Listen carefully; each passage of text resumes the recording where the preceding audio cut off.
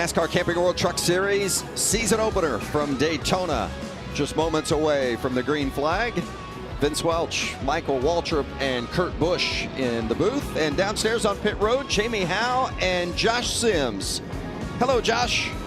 Well, hey, how you guys doing? And we got to start tonight with the defending champion, Ben Rhodes, back in the 99. When I spoke to Rhodes and his crew chief, Rich Lucius, before the race at Phoenix, he said a championship would validate both of their careers. Well, here they are back as certified champions. But Ben Rhodes said, here's the thing. When you win a championship, you just want more. The first step to defending that championship will defend your win here at Daytona. He said he's going to let the race come to him tonight, but then he's going to pounce when he sees the opportunity. That 99 truck, Jamie, is going to be one to watch in the field tonight. Certainly another one, Josh, is going to be the number 4 with John Hunter Nemechek returning to Kyle Busch Motorsports. He was the regular season champion last year with his 5 victories, but he also had 11 round wins. But to him, he says it's just not enough. He wants more. He wants more trophies to put in his trophy case back at home. He knows his crew chief, Eric Phillips, has given him a solid truck. This is the same truck that they took to the 4th place finish at Talladega last year. In qualifying tonight, he made himself up to the first row. He qualified second, but he said he made a mistake. He wants to build some momentum and carry that momentum through the rest of the season. He said it all starts here. It does indeed. And of course, Kyle Busch Motorsports has collected more trophies than any other team in the series. And let's go back a couple of years to 2020, and you see Kyle won 3 times. Brandon Jones got a win. Even Rafael Lessard scored his first career win for KBM. And then last year, look at those numbers. Chandler Smith got 2 wins, won 2 of the last 5. Nemechek won 5 times. Kyle got a couple of wins. Martin Truex won on the dirt at Bristol. I mean, when you drive for Kyle Busch Motorsports, you're expected to win. And John Hunter Nemechek, I think, is feeling that pressure. They thought they were going to be a championship winner a year ago, didn't get it done. And I think the screws have tightened a little bit for him to do it this year. I think you're right, Vince. And this is the track that he's going to try to do it on tonight. Our Camping World track description. You can see Daytona, 2.5 miles, 31 degrees of banking. Kurt, I tried to climb those the other day. That's a real challenge, by the way. But, you know, when it's Daytona, you can forget all that stuff. You just want to charge and get a victory here. Yeah, I mean, as far as race analysis, you got 250 miles. Stage 1 and 2 are 20 laps each. The final stage, that's going to be the difference maker in those 60 laps. And then the fuel window, 30 to 35 laps on fuel. Tires shouldn't be an issue, but again, sometimes you forfeit track position to get the good handling, and then there's a lot of times the crew chief says, hey, you stay out and just wheel this thing, see what you got. Let's take a look at the starting lineup today. Earlier qualifying this afternoon here at Daytona, and Ty Majeski scored his first career pole. Majeski driving full-time this season for Thor Sport.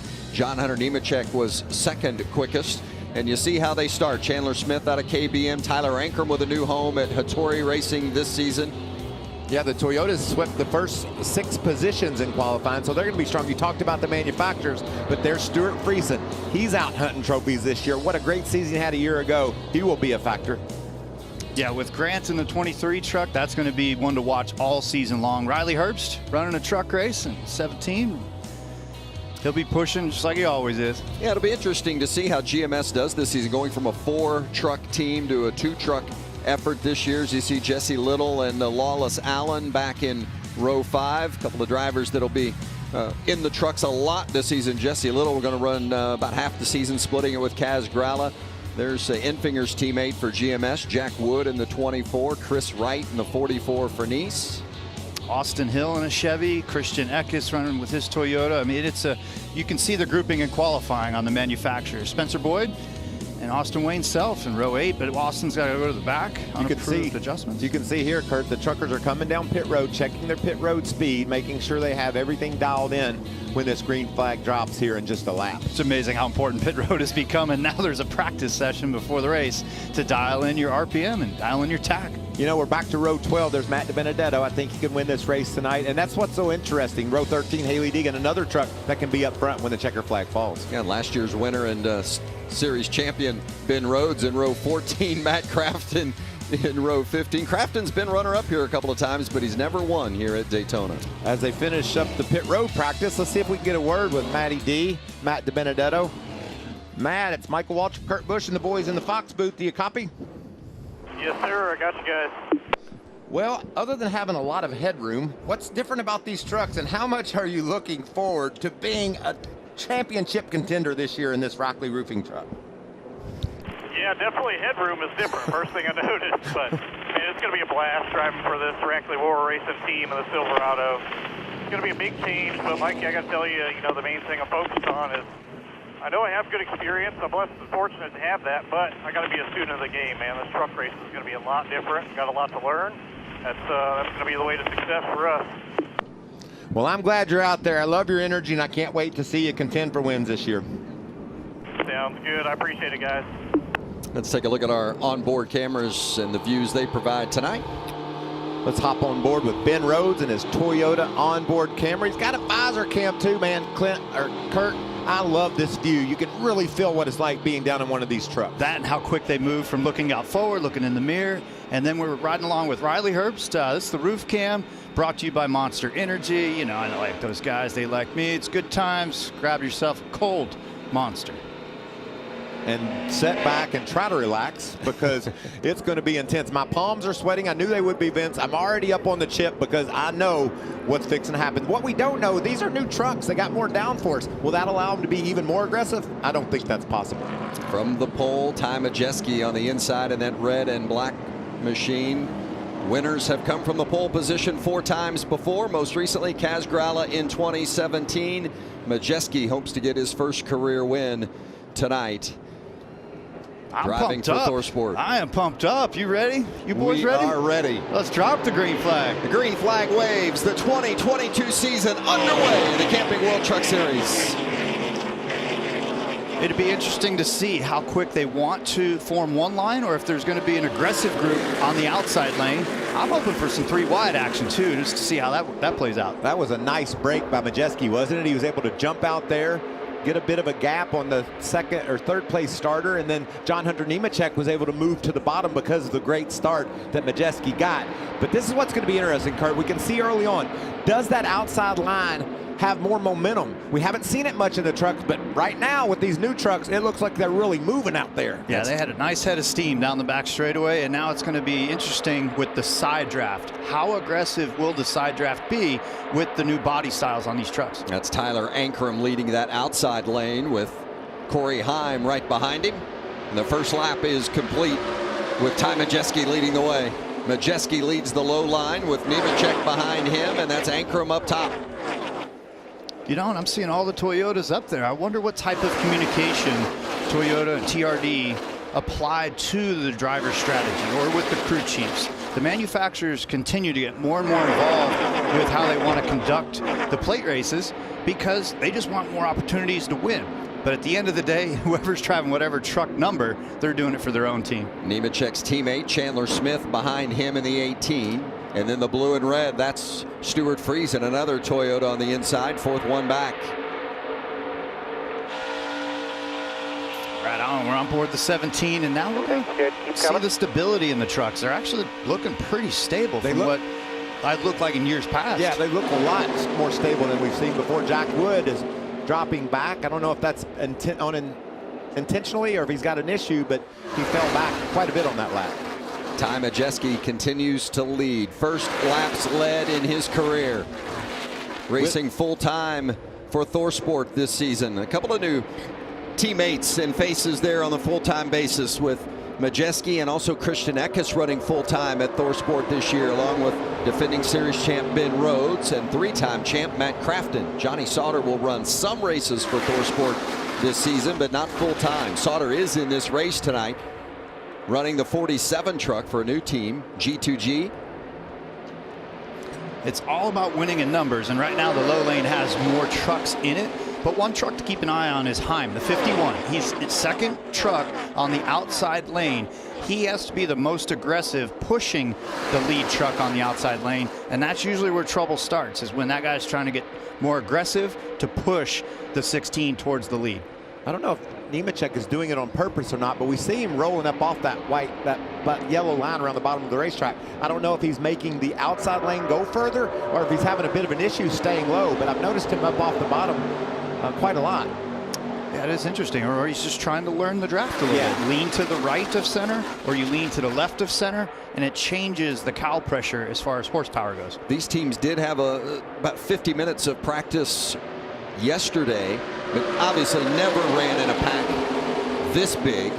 With this much energy. How different does it feel running with this many trucks versus running 6 to 8 trucks? Yeah, everything multiplies. And so in practice, you do single car runs. And then you go out there with your manufacturers in a small group. Then you jump out there with who wants to really jump in and check their handling. And then there's nothing that simulates race conditions like this. And once you get past lap 5, 6, 7, now the tires got the heat in them and the handling starts to step in, and that's when things change another step.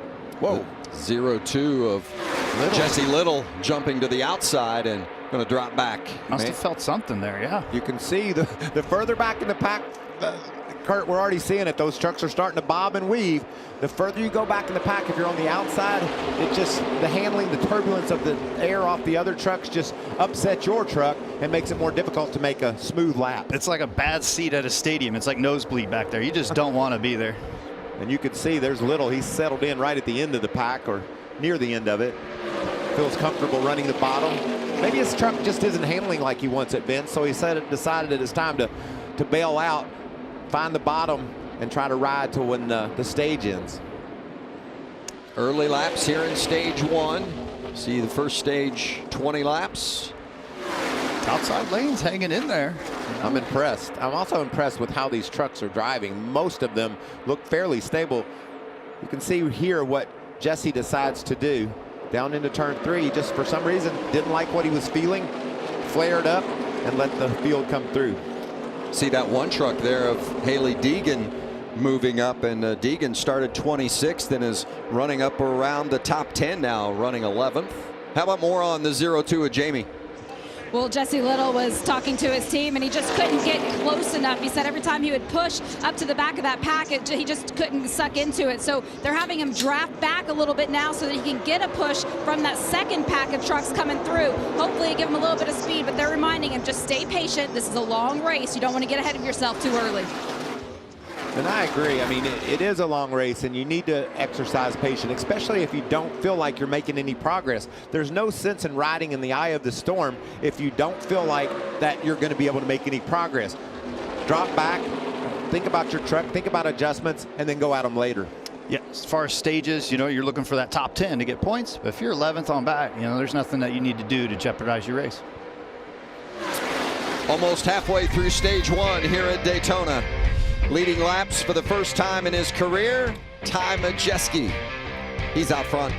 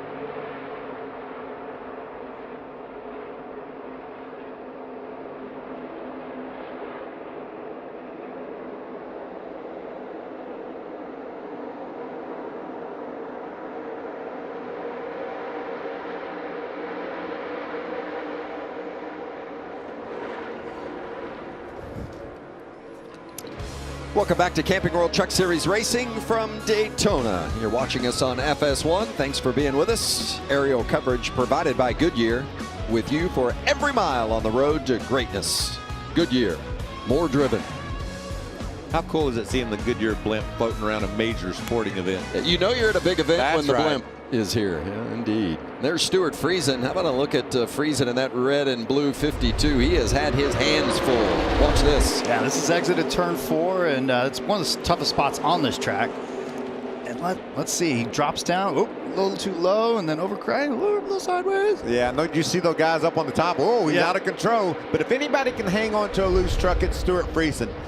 He's a dirt racer from the Northeast and as talented behind the wheel of a dirt car as anyone I've ever seen.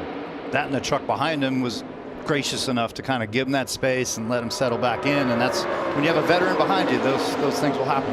Won at Volusia earlier this week, and that's one of the great things about this time of year down here at Daytona. The racing isn't just here at Daytona and the racetrack, DIS. It's everywhere around the area, and just about any type of racing you like, you can find it down here this time of year. Rolling, Dirt outside, half back 23.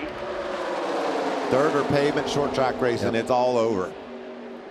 Friesen in that 5th position. They've gone single file on that bottom lane now. They were for a while running double file all the way to the front. What starts to happen is that the handling of the truck settles in around lap 10 or so, and the aggressiveness that you used to push with on the stickers or the better tires can't be done as good. And that's why that outside lane is breaking up a little bit. And now there's going to be a reset, and then we've only got 8 to go for this first stage. Yeah, we got 8 to go, and then when that stage ends, there's some decisions to be made around strategy, Vince. If you're handling like Stuart Friesen, I certainly think you need some tires, and it looks like a lot of these trucks are beginning to, and we're going to go 3 wide here. Yeah, somebody got shucked out. Austin Hill. Yep, that's Hill in the 7. Running full-time in the Xfinity Series for Richard Childress Racing this season, but getting an opportunity to run the truck here tonight, and might run another few races for the Camping World Truck Series during the course of this campaign. Interesting, he'll be teammates with Sheldon Creed and RCR in the Xfinity Series, and for so long those two were rivals here in the trucks. All right, these guys are all stepping in the single file line, and it's almost like if you're hanging out watching the race with buddies or your family at home, put something down, a pretzel or a potato chip on who's going to pull out of line first. Just pick a number and see who's going to jump out first. Teammates there in those gray trucks as you're on board with Ben Rhodes in one of those machines, and then 98 next to him is Christian Eckes, as you see Eckes slipping back. Yeah, the Toyotas are top 5. They got it locked down. See how this shakes out. Going to break, but you won't miss a thing. Going to keep it side by side from Daytona.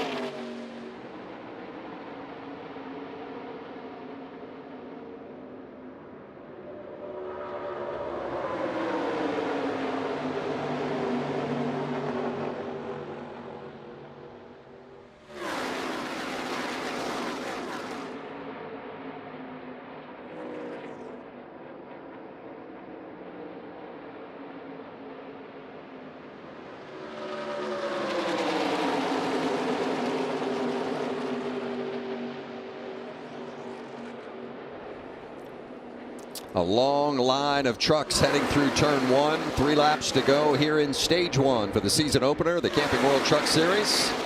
Ty Majeski has led them all so far, and he is out front now. John Hunter Nemechek behind him, and that's the 18 of Chandler Smith that just jumped out of line. Right behind Smith is another one of the Kyle Busch Motorsports trucks, that 51 truck with the orange and white UBL on the front hood, and Corey Heim. He's on the pole for tomorrow's ARCA race. In fact, he won the ARCA race here last year, and he is getting his shot in the trucks this season. Running for Rookie of the Year. I got to tell you, Vince, that JBL Toyota has been bobbing and weaving. These guys have their hands full. It's going to be really interesting to see what they do when we come to pit road. I think they're going to want 4 tires. More on the 16. And that's Tyler Ankrum behind the wheel. And you remember that he made this switch to join this team in the offseason, and he was talking with his spotter, Eddie DeHaan, who, when he was controlling that upper lane, he said, trust me on this. I need you to fall to the bottom. We're going to reset here.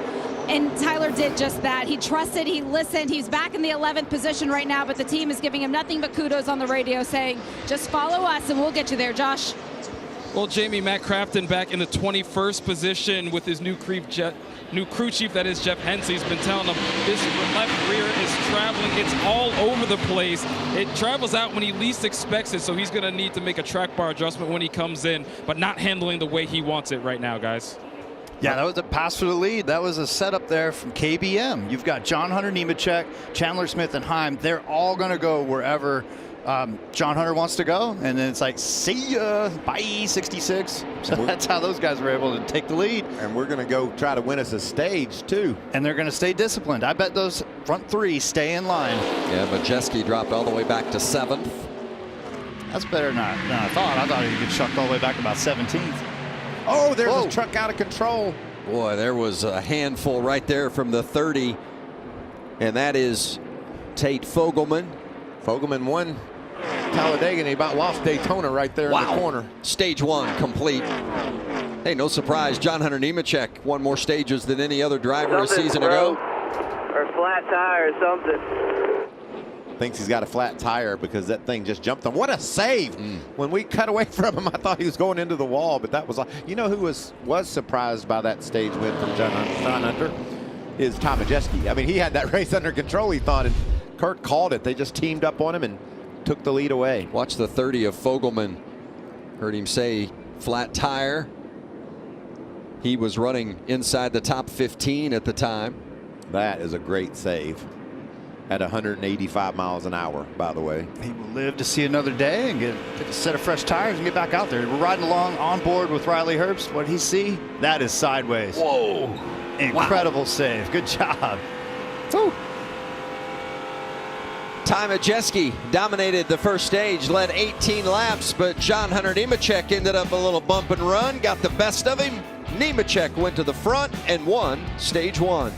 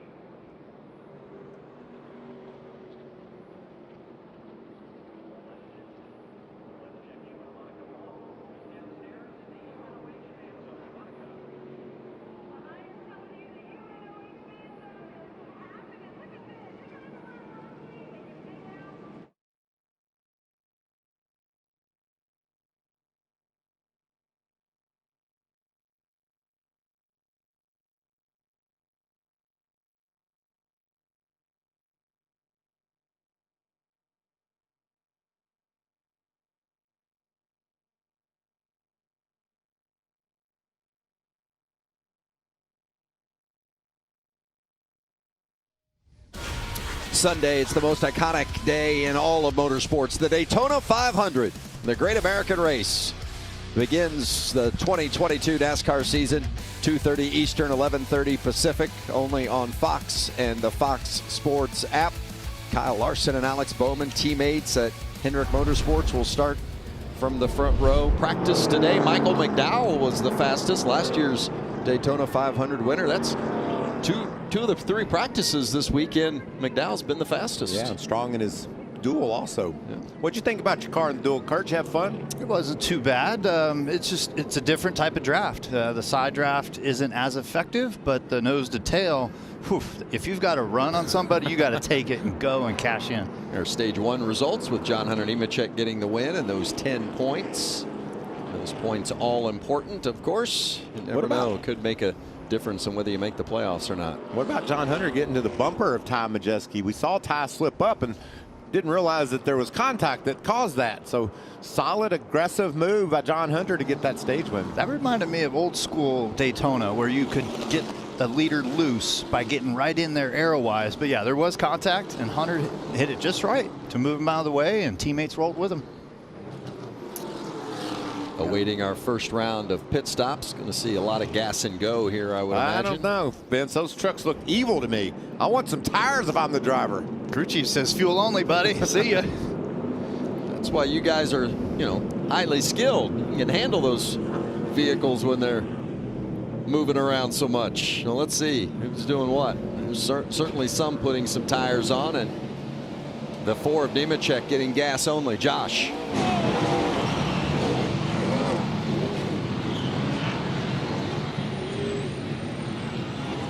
Well, the 18 of Chandler Smith said he was dealing with a little bit loose in that truck. They wanted him to have a quick stop, so 4 seconds, and he was out with Just Fuel. John Hunter Nemechek, also Just Fuel, saying he feels like the front end is pinned down, the rear is too loose. It didn't stop him from winning that first stage, so he's happy with what he's got for now. Jamie? Another one we saw take fuel only was Grant Enfinger. He said he was loose on entry and it was a handful on exit, so his crew chief Charleston Ike decided to go down on the track bar 3 turns. In order to do that, didn't have time for the tires. They'll get him the next time. Vince, that's funny. You're exactly. Kurt said it. The crew chief said, no, you can't have any. I don't care how bad you want them. But there was a bit of a mix there with some guys getting some tires, but most of the guys decided that being up front was way more important. And how about Corey Heim in the 51 for Kyle Busch Motorsports? Watch him go around. In fact, I think ends up having a little bit of contact maybe with the 40 of Dean Thompson. Yeah, that's what happens when you have a lot of contact. That was a huge hit. I bet he has to come back to pit road. That's what you have when you have differing strategies. Guys that are just gassing and going come out while the others are entering pit road. Yeah, that is more than a little bit of contact. He was running 4th coming into pit road at that time. Coming back to Daytona. Don't go anywhere.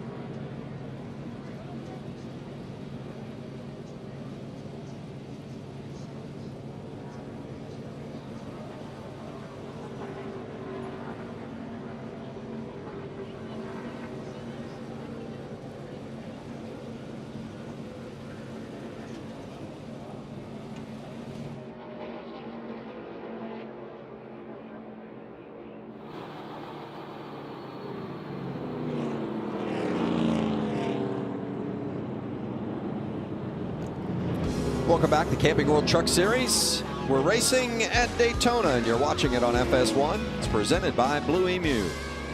Great to have you with us tonight, along with Michael Waltrip, Kurt Busch. I'm Vince Welch. There's the 51 of Corey Heim. Suffered some pretty significant damage on the front end of that Toyota, Kurt, a pit road collision with Dean Thompson. Only a handful of starts combined for those two guys. How much does inexperience play into that? It plays in a little bit. I mean, it's the first pit stop of the year, but at super speedway races, when everybody's on pit road at the same time and guys are doing fuel only, it is a large percentage chance that you're going to find trouble when you pull back out. So as a new guy, that's a tough lesson learned, and hopefully there's not too much damage on the 51 truck. But it wasn't his fault. I'm sure their crew was on the radio saying, go, go, go, and he went. Possibly. And another truck was coming, so it's just circumstances. That happens when you have gas and goes in a big, on a track like this. Yeah, it's a heavy lesson learned, and it's a shame. I mean, you can't predict everything, and a crew chief can try to give you as much advice, but nothing's better than just doing it yourself, and that's a tough mistake. John Hunter Nemechek and Stuart Friesen will restart on the front row. Nemechek was the Stage 1 winner. Ty Majeski led the majority of Stage 1. In fact, led 18 of the 20 laps, but in the last couple of laps before the green and white checkers, Nemechek gave him a little bump and took the lead. That was exciting. Nice. It was really exciting for Majeski. One truck I watched in that first stage, Vince, is Ben Rhodes in the 99. He started outside the top 25, drove all the way up to the 11th spot. So that team is working well together, he and his spotter. There's a the good 99. look at Ben Rhodes. Won this race a year ago. As he restarts from back around the 5th row, let's listen to his spotter, TJ Bell Jr. and a guide Rhodes through this restart. Yeah, we had a cool split screen for you guys, and we'll let you listen in on how he goes through the gears. 508. Get ready. Get ready. Green, green, green, green, green. Still outside. Still outside. Half back to 32. Half back 32. Still 2 by 2. Nothing behind 32. No help. Still 2 by 2. Still 2 by 2 here. Still 2 by 2. 16. Outside. Half back in your line. He has one back from him. One back now on the tight behind you. Still 2 by 2. Listen to Rhodes work that gas too. Still 2 by 2. A lot going on, race fans. You got to digest all that information from your spotter. Goes in one ear and out the other, and you're waiting for the next bit of information. But you're applying the wheel, the brakes, the gas, going through the gears. That's just a simple restart at Daytona. And that's the way it's going to be for 250 miles, Vince. Is that much information is going to be flowed from the spotter stand down to that truck. And he's charged from 27th starting position into the top 10. So they're working well together. TJ Bell knows how to get it done up on the roof. And when I say up on the roof, they're a long way away from where these trucks are. So you got to have a lot of trust in your spotter, right, Kurt? I would imagine by now they should have binoculars that just strap around your head and you're like zoomed in the whole time. And then you can have a button that would zoom back out for the front straightaway. The spotters have so much responsibility here. And when you have a good one, they can almost drive the truck from up there. So many of these spotters will work all 3 races this weekend. And Kurt, I want you to look at that. If that's going to make you nervous for Sunday, that's how far he is away when he's telling you everything you got to do. I ain't listening to you right now, Michael. Half back. I got a good guy. I got Jason Jarrett family. His dad and grandfather are champions in NASCAR. It's going to be our first Daytona 500 together, and we're off and running. Jason's on the 30 truck tonight. That's Tate Fogelman's truck. John Hunter Nemechek continues to lead. See, that's why Fogelman saved it earlier. Here comes Stuart Friesen with a big run up the outside with Ty Majeski pushing. And one thing you got to remember, in stage 2, it's much shorter because yellow flag laps clicked off a few of these laps. So there's only 11 to go right now, and that's why you saw a lot of guys just do fuel only. Wow. White, black, and yellow. 3rd truck on the inside is Tanner Gray, starting to make his presence felt as he's running up now around the top 5. I'm just still seeing a lot of Toyotas up front, just saying. 3 of those are KBM trucks in the first 6 with Nemechek, Chandler Smith. I'll tell you, Majeski's going to be pushing. Oh, there's a big slide. He's going to be pushing hard. He's got a good truck. He's running in that second position, and he's got a heavy responsibility to push that outside lane. I'd say you're free. Corner. 10-4. Watch out. He's pushing you. Now you can't lock. Majeski pushed really strong there took Friesen to the lead. Now he's going to duck to the outside and try to get the lead himself. Yeah, you can't lock bumpers. That's against the rules, but you can give a bump and a push. And some of these guys have the bump and the push down to a science where they just bounce off the back of each other. But man, this is a dangerous game, Kurt. Just one wrong move, one wrong bump at the wrong time on the track, and we're going to see a big crash. But that's what stages are about these days. You have to get the points to add it up all year long to get into the playoffs. And then if you win the stage, you've got those to make a championship run. This wouldn't normally be happening if we didn't have the stages where these guys are all boxed in together. You know what gets me, Vince? Usually you think you're in the lead, you're safe. Not in the truck series. You get in the lead, you better be looking in that mirror knowing that there's a bump coming. Halfway through stage 2, Friesen on the inside, Ty Majeski on the outside. And that's Derek Kraus, who has come up on the outside in the second position on that outside line behind Majeski. His truck's been looking good. He's been sneaking his way up there, and he's in position. Is right. Stuart Friesen, the third different driver to lead tonight. Can he stay out front at Daytona?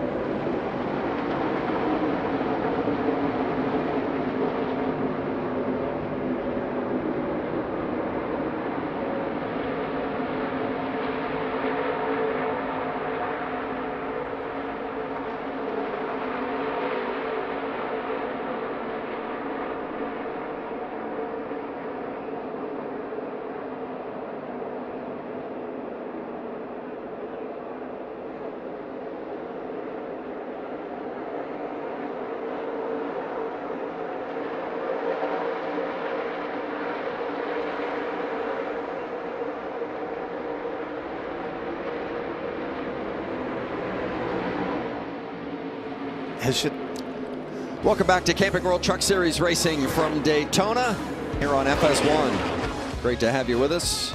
Aerial coverage tonight provided by Goodyear. Anything can happen as long as you have the drive. Goodyear, more driven.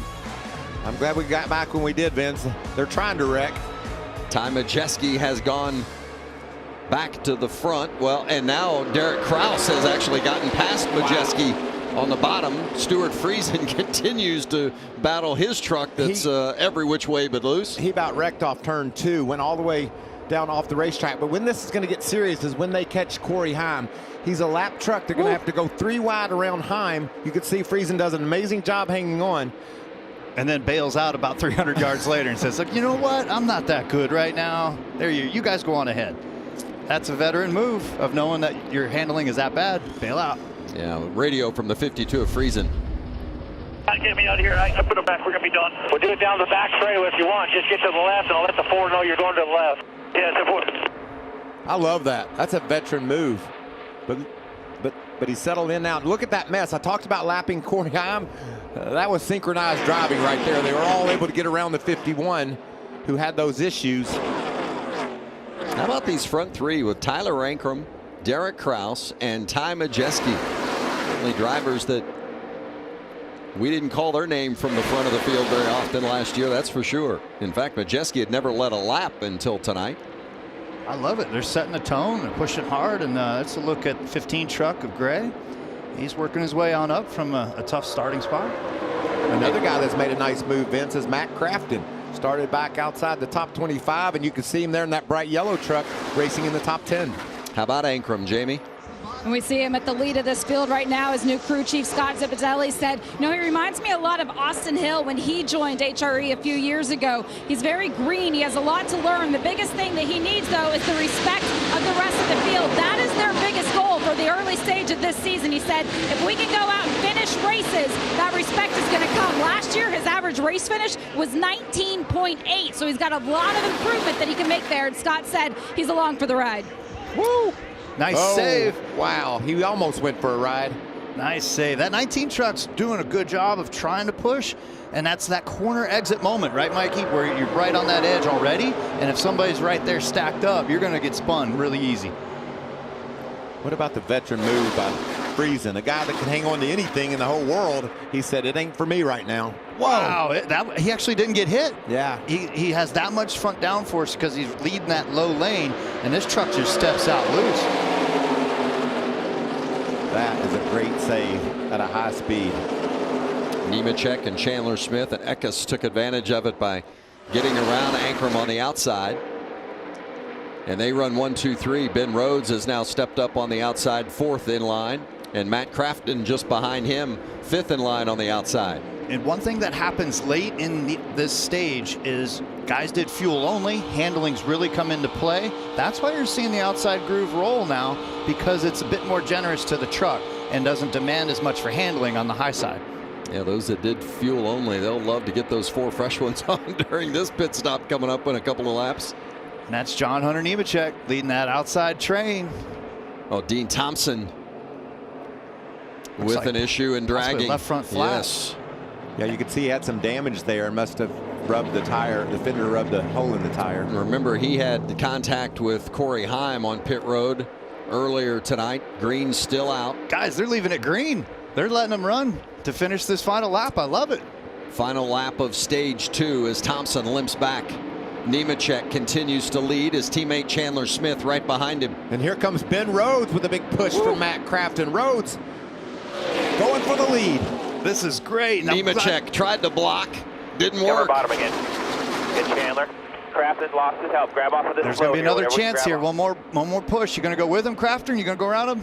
Oh, he stalled out back there. Who's going to get it? Rhodes and Nemechek side by side at the line, and it's going to be John Hunter Nemechek winning stage 2. What a stage. What action we saw there. That was great. Finish. That was great. I'm glad NASCAR let him run. Even with that damaged truck, not throwing debris on the track, they let that run to the end. And that's what it's all about, is putting on good races. Well, that's what we saw. We saw that outside line get the energy with Rhodes and getting some help from Matt Crafton as the ThorSport trucks were lined up.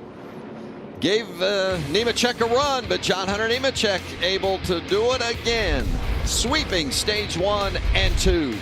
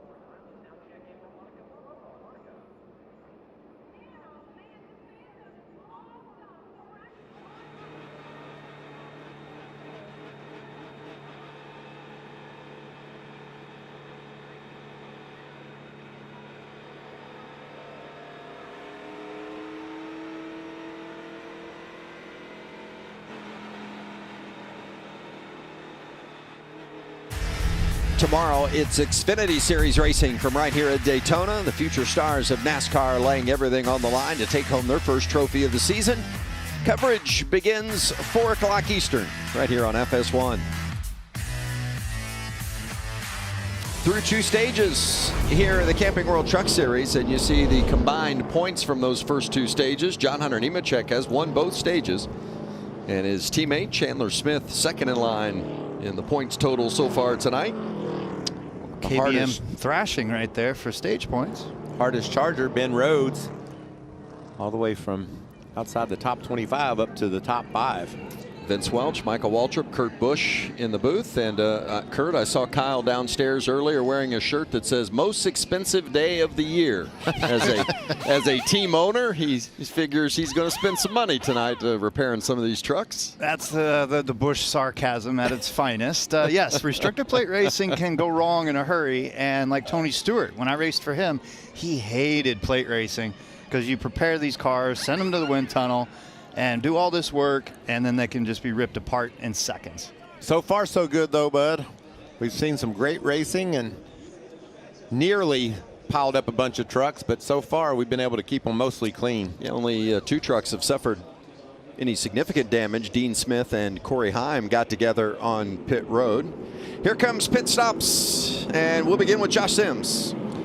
Ben Rhodes doing exactly what he said he wanted to do pre-race, to bide his time and then pounce when he could. Started 27th all the way up to 2nd. He's coming in just for 4 tires before he heads back out. John Hunter Nemechek in the Ford truck on the left middle of your screen. Now, he has won both stages of this race. He said he's just a little too tight. He's been trying to drag to the backup with Chandler Smith, but either way, he's been running very well here. Jamie?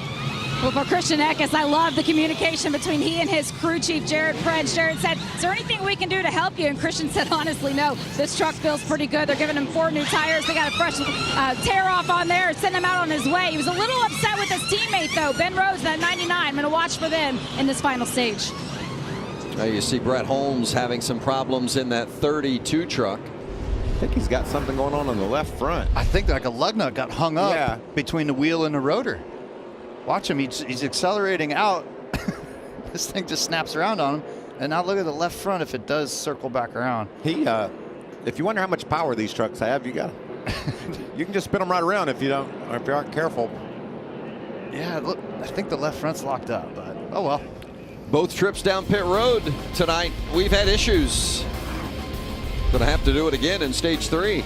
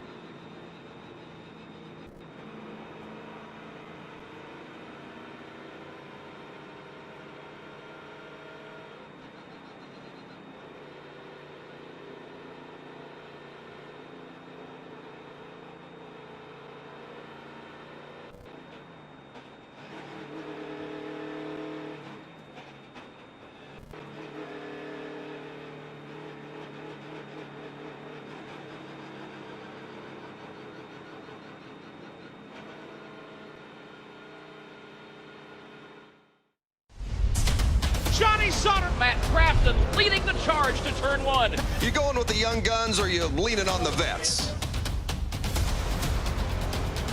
We've got trouble up in turn number 1. One truck is in the air. Matt Crafton upside down.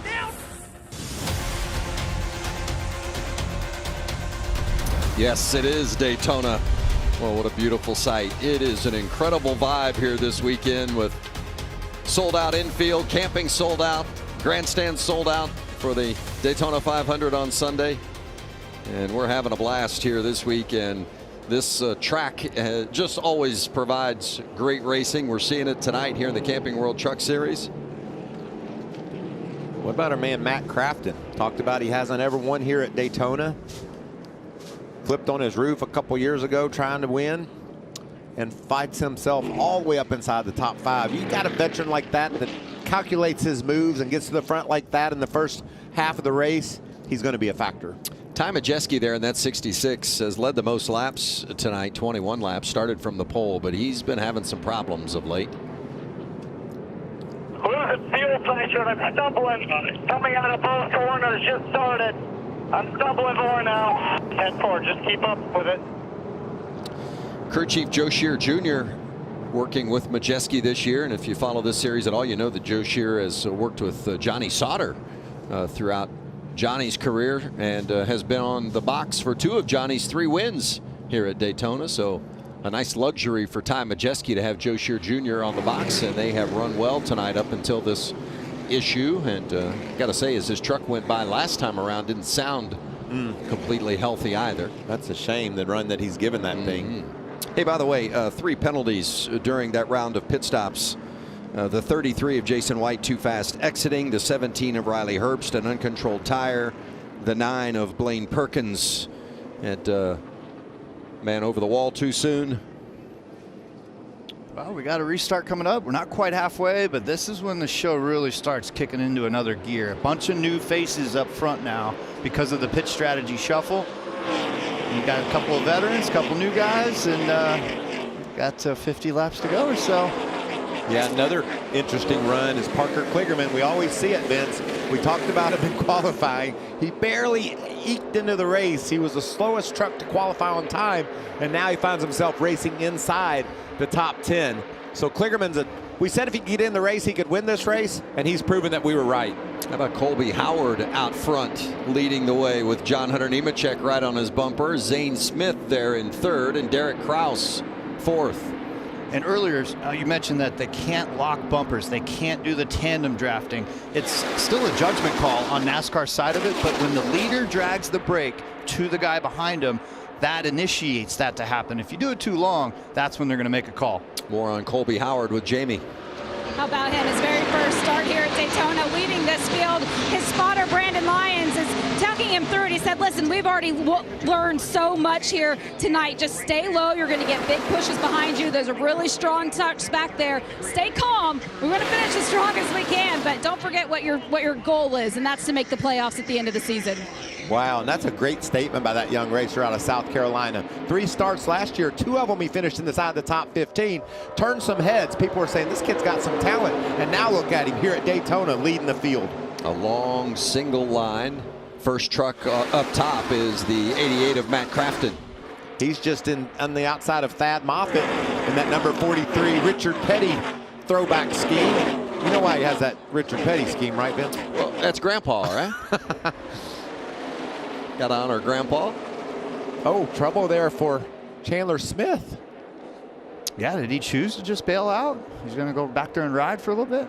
That's pretty impressive what Moffitt has done. He got a lap down early, rebounded, and now racing up toward the top 10. There's that beautiful number 43. Boy, that is a good-looking truck, too. It's a throwback to Richard Petty's 1992 last season scheme. And there you can get a good look at the number 43. That brings back a lot of great memories for me and a lot of race fans, I'm sure. It's got to be the most iconic and easiest resemblance of our sport. He had the free pass the first stage, and he has worked himself all the way up inside the top 15, Jamie.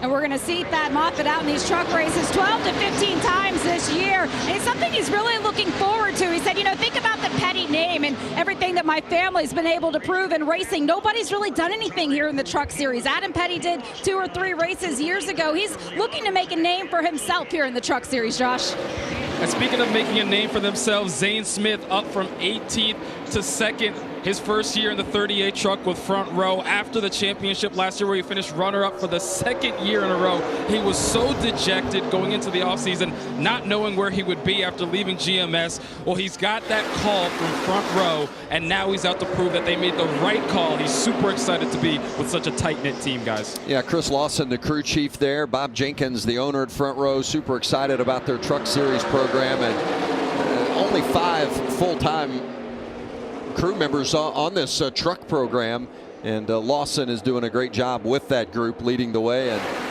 Zane Smith, he is indeed excited to have the opportunity to take over the seat that Todd Gilliland had a year ago. Coming back to Daytona, Stage 3.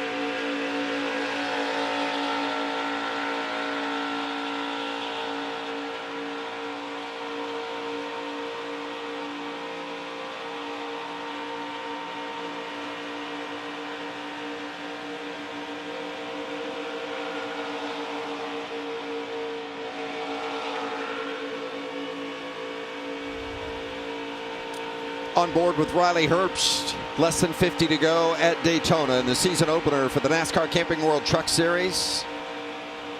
Austin Wayne Self just ahead of him in that 22. Off to the left is the 02 of Jesse Little.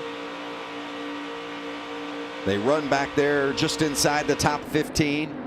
And there you see John Hunter Nemechek leading the line up top in that 4 truck. The yellow 38 is Zane Smith. They run 1-2.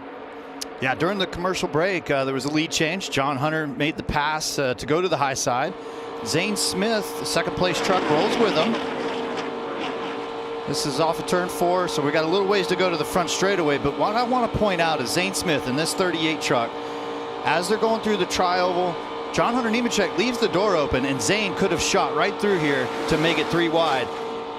He's got to run, he's going, he could go, he could have shot right through there, and he's played it cool. He played it smooth. Still too early. There's 46 laps to go.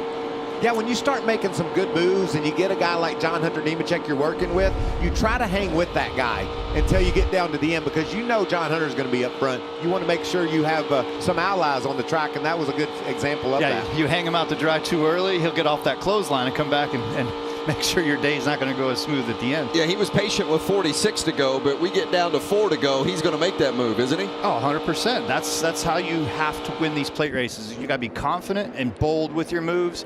And if you've got to run and somebody's going to run with you, you go. You see the numbers on Nemechek and what he has done out front tonight. He and Ty Majeski both have led 21 laps each.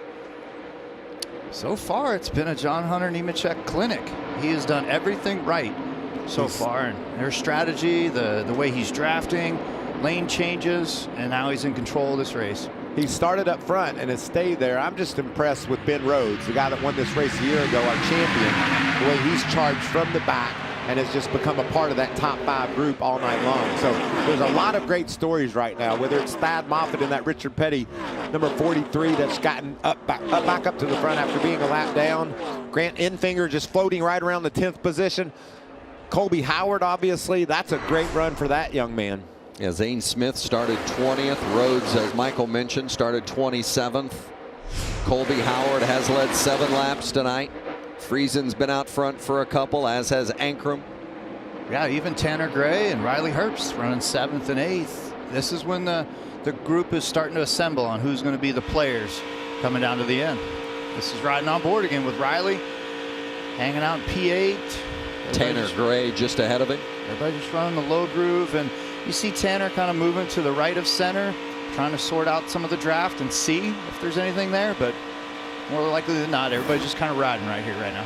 What are you going to do if you're a crew chief down on pit road, Kurt? Are we going to run 25, 30 laps and then pit, or are we going to run this fuel all the way out to what we think is about a 35 to 38 lap window? When do you want to pit? Do you want to pit as soon as you can in case the caution flies? Man, what's your strategy? I've been wearing a driver's helmet for 23 years. I hate crew chief questions. I let them do their thing. But I would say that they're going to run this out. They're going to go as far as they can on this tank of gas. That way you spend the least amount of time on pit road on your final time there. And then that's when another real challenge happens, Vince, when these guys try to make a green flag pit stop here at Daytona. Off of turn 4, on worn tires.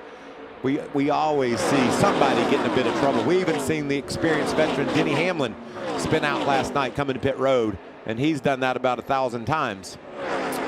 Nemechek continues to lead. He also won stage 1 and stage 2, but you know it's never over until the checkers wave at Daytona.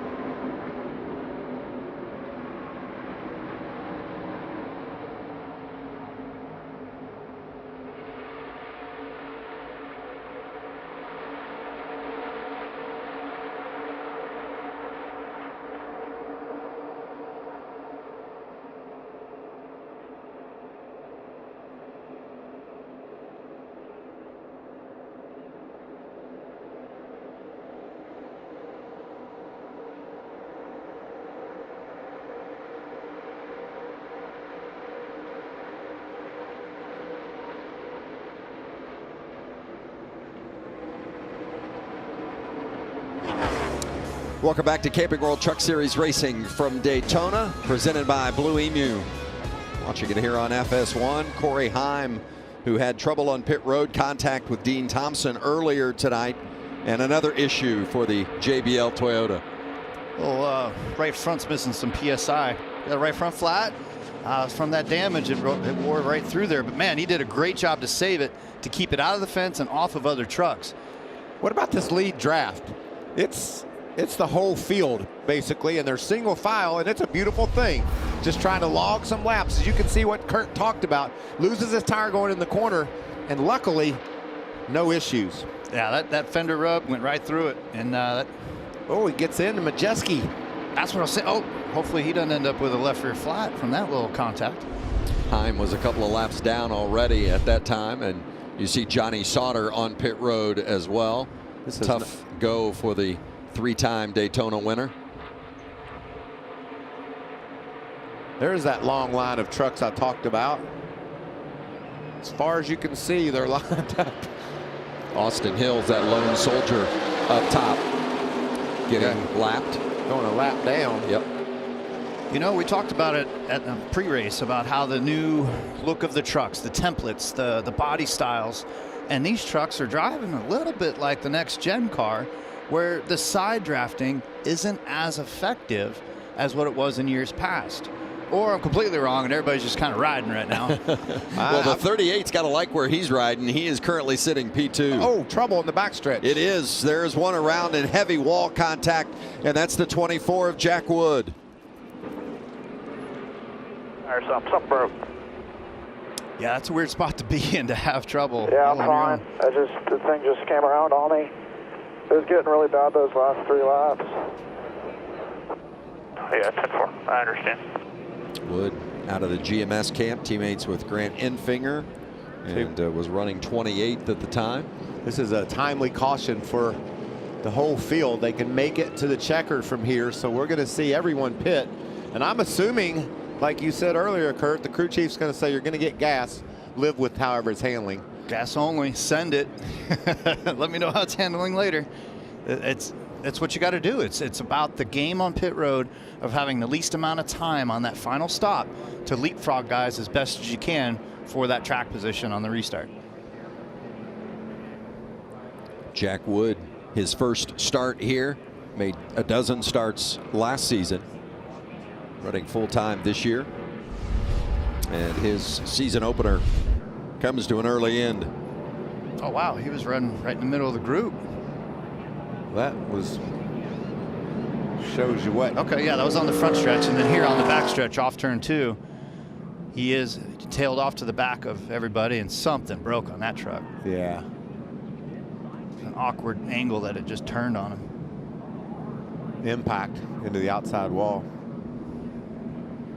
Oh, I see what you did there. Hey, it's a tough break. So they put the 24 on the hook. The 47 of Sauter has gone behind the wall as well. His night is over, and the pits will be open this time. Decisions to be made. Do you? The race is on the line, Vince. Put tires on and think you're going to go to the end? Take gas only. The way these things are slipping and sliding, I want some tires, please. You got to get up on the wheel, Mikey. You're going to get fuel only. Could take 2, could take 4. Let's go to Josh Sims. And the 4, the leader right now, John Hunter Nemechek at the top left of your screen. Led 30 laps tonight. They want to come in and have a smooth, quick stop. They don't want to give up any position right now because they've been running so well all night long. Jamie? Number 38, Zane Smith behind the wheels. Crew chief Chris Lawson reminding him, don't slide those tires coming in. We are not going to take any. It's fuel only, as is it for the number 19 of Derek Kraus also. He said, we're going to give you a little bit of help here. It's going up in the track bar. Still a little bit free. Fuel only, though, and be ready to save was the word.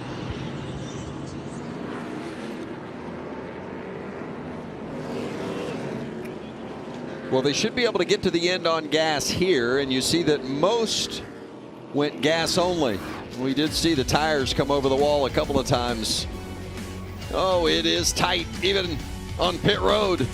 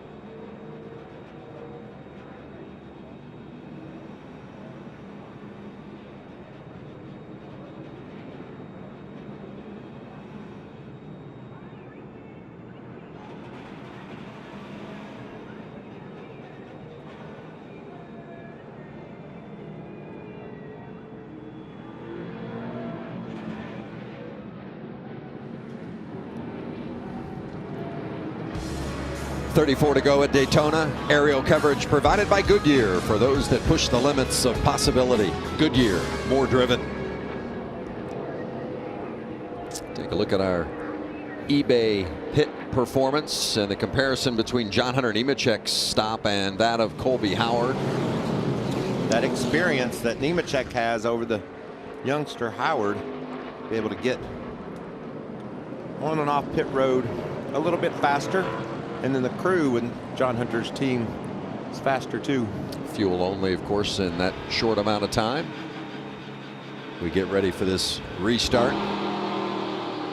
It's right on the edge of the fuel window. I think that most will be good to go to the end, and they'll be able to go at 100%.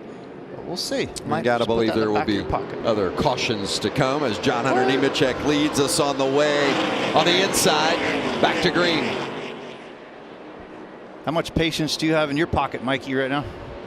Man, it's just it's go time, and you know, if you don't have track position now, you're probably not going to get it if you lay back. And so I think you got to hustle. And one of the key elements, though, is there hasn't been any cautions for big wrecks, and so all the trucks are still out there, which is a better percentage chance for things to happen. Zane Smith, second truck on the inside in that yellow 38. Right behind him is Stuart Friesen, and it is tight maneuvering. Ankrum is heating up Colby Howard, and look at the push he's giving him. Ben Rhodes third in line on the outside. Nice push here. Staying in line. Staying in line. You can't get that wide. Yeah, some guys are back there going, I don't know about this. I'm going to kind of wait on this game. Man, boy, you talk about the differences between success and experience. The Ford, John Hunter Nemechek, has 11 Truck Series wins. The driver of the truck that's leading the race, Colby Howard, has 5 Truck Series starts. Seems a bit lopsided right there, but hey, you're in position at Daytona.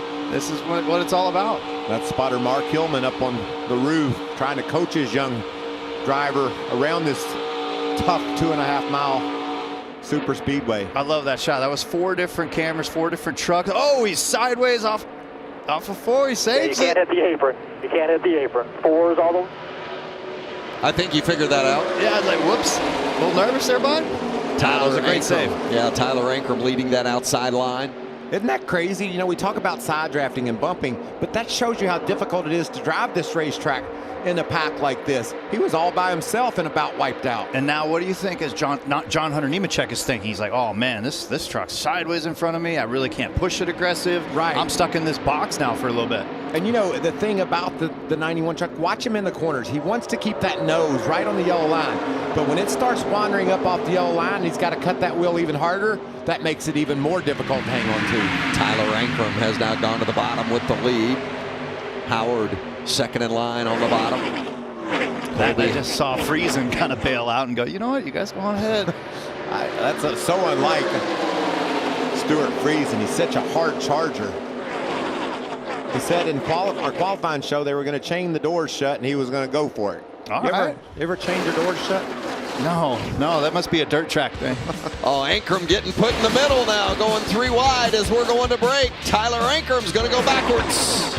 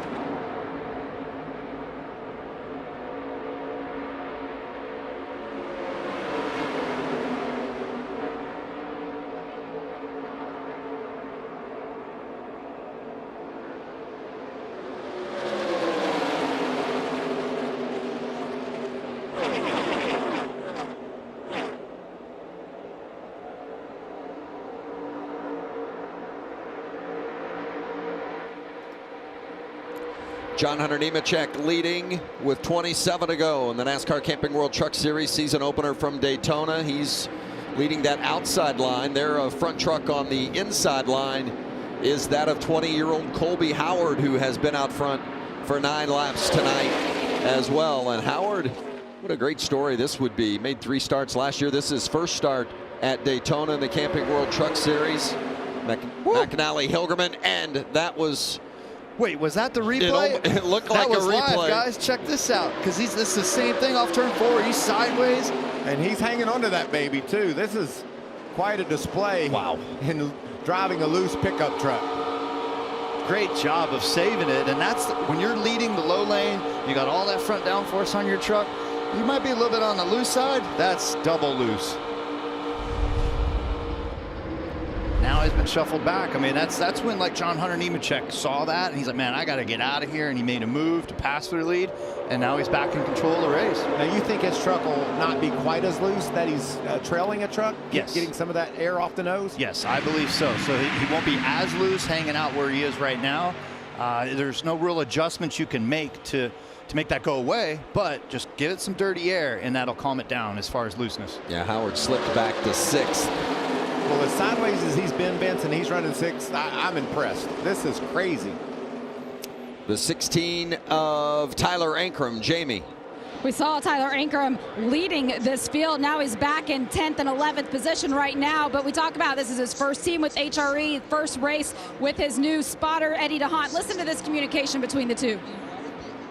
I just hang on. Don't do nothing crazy. You rack up plenty of time left here.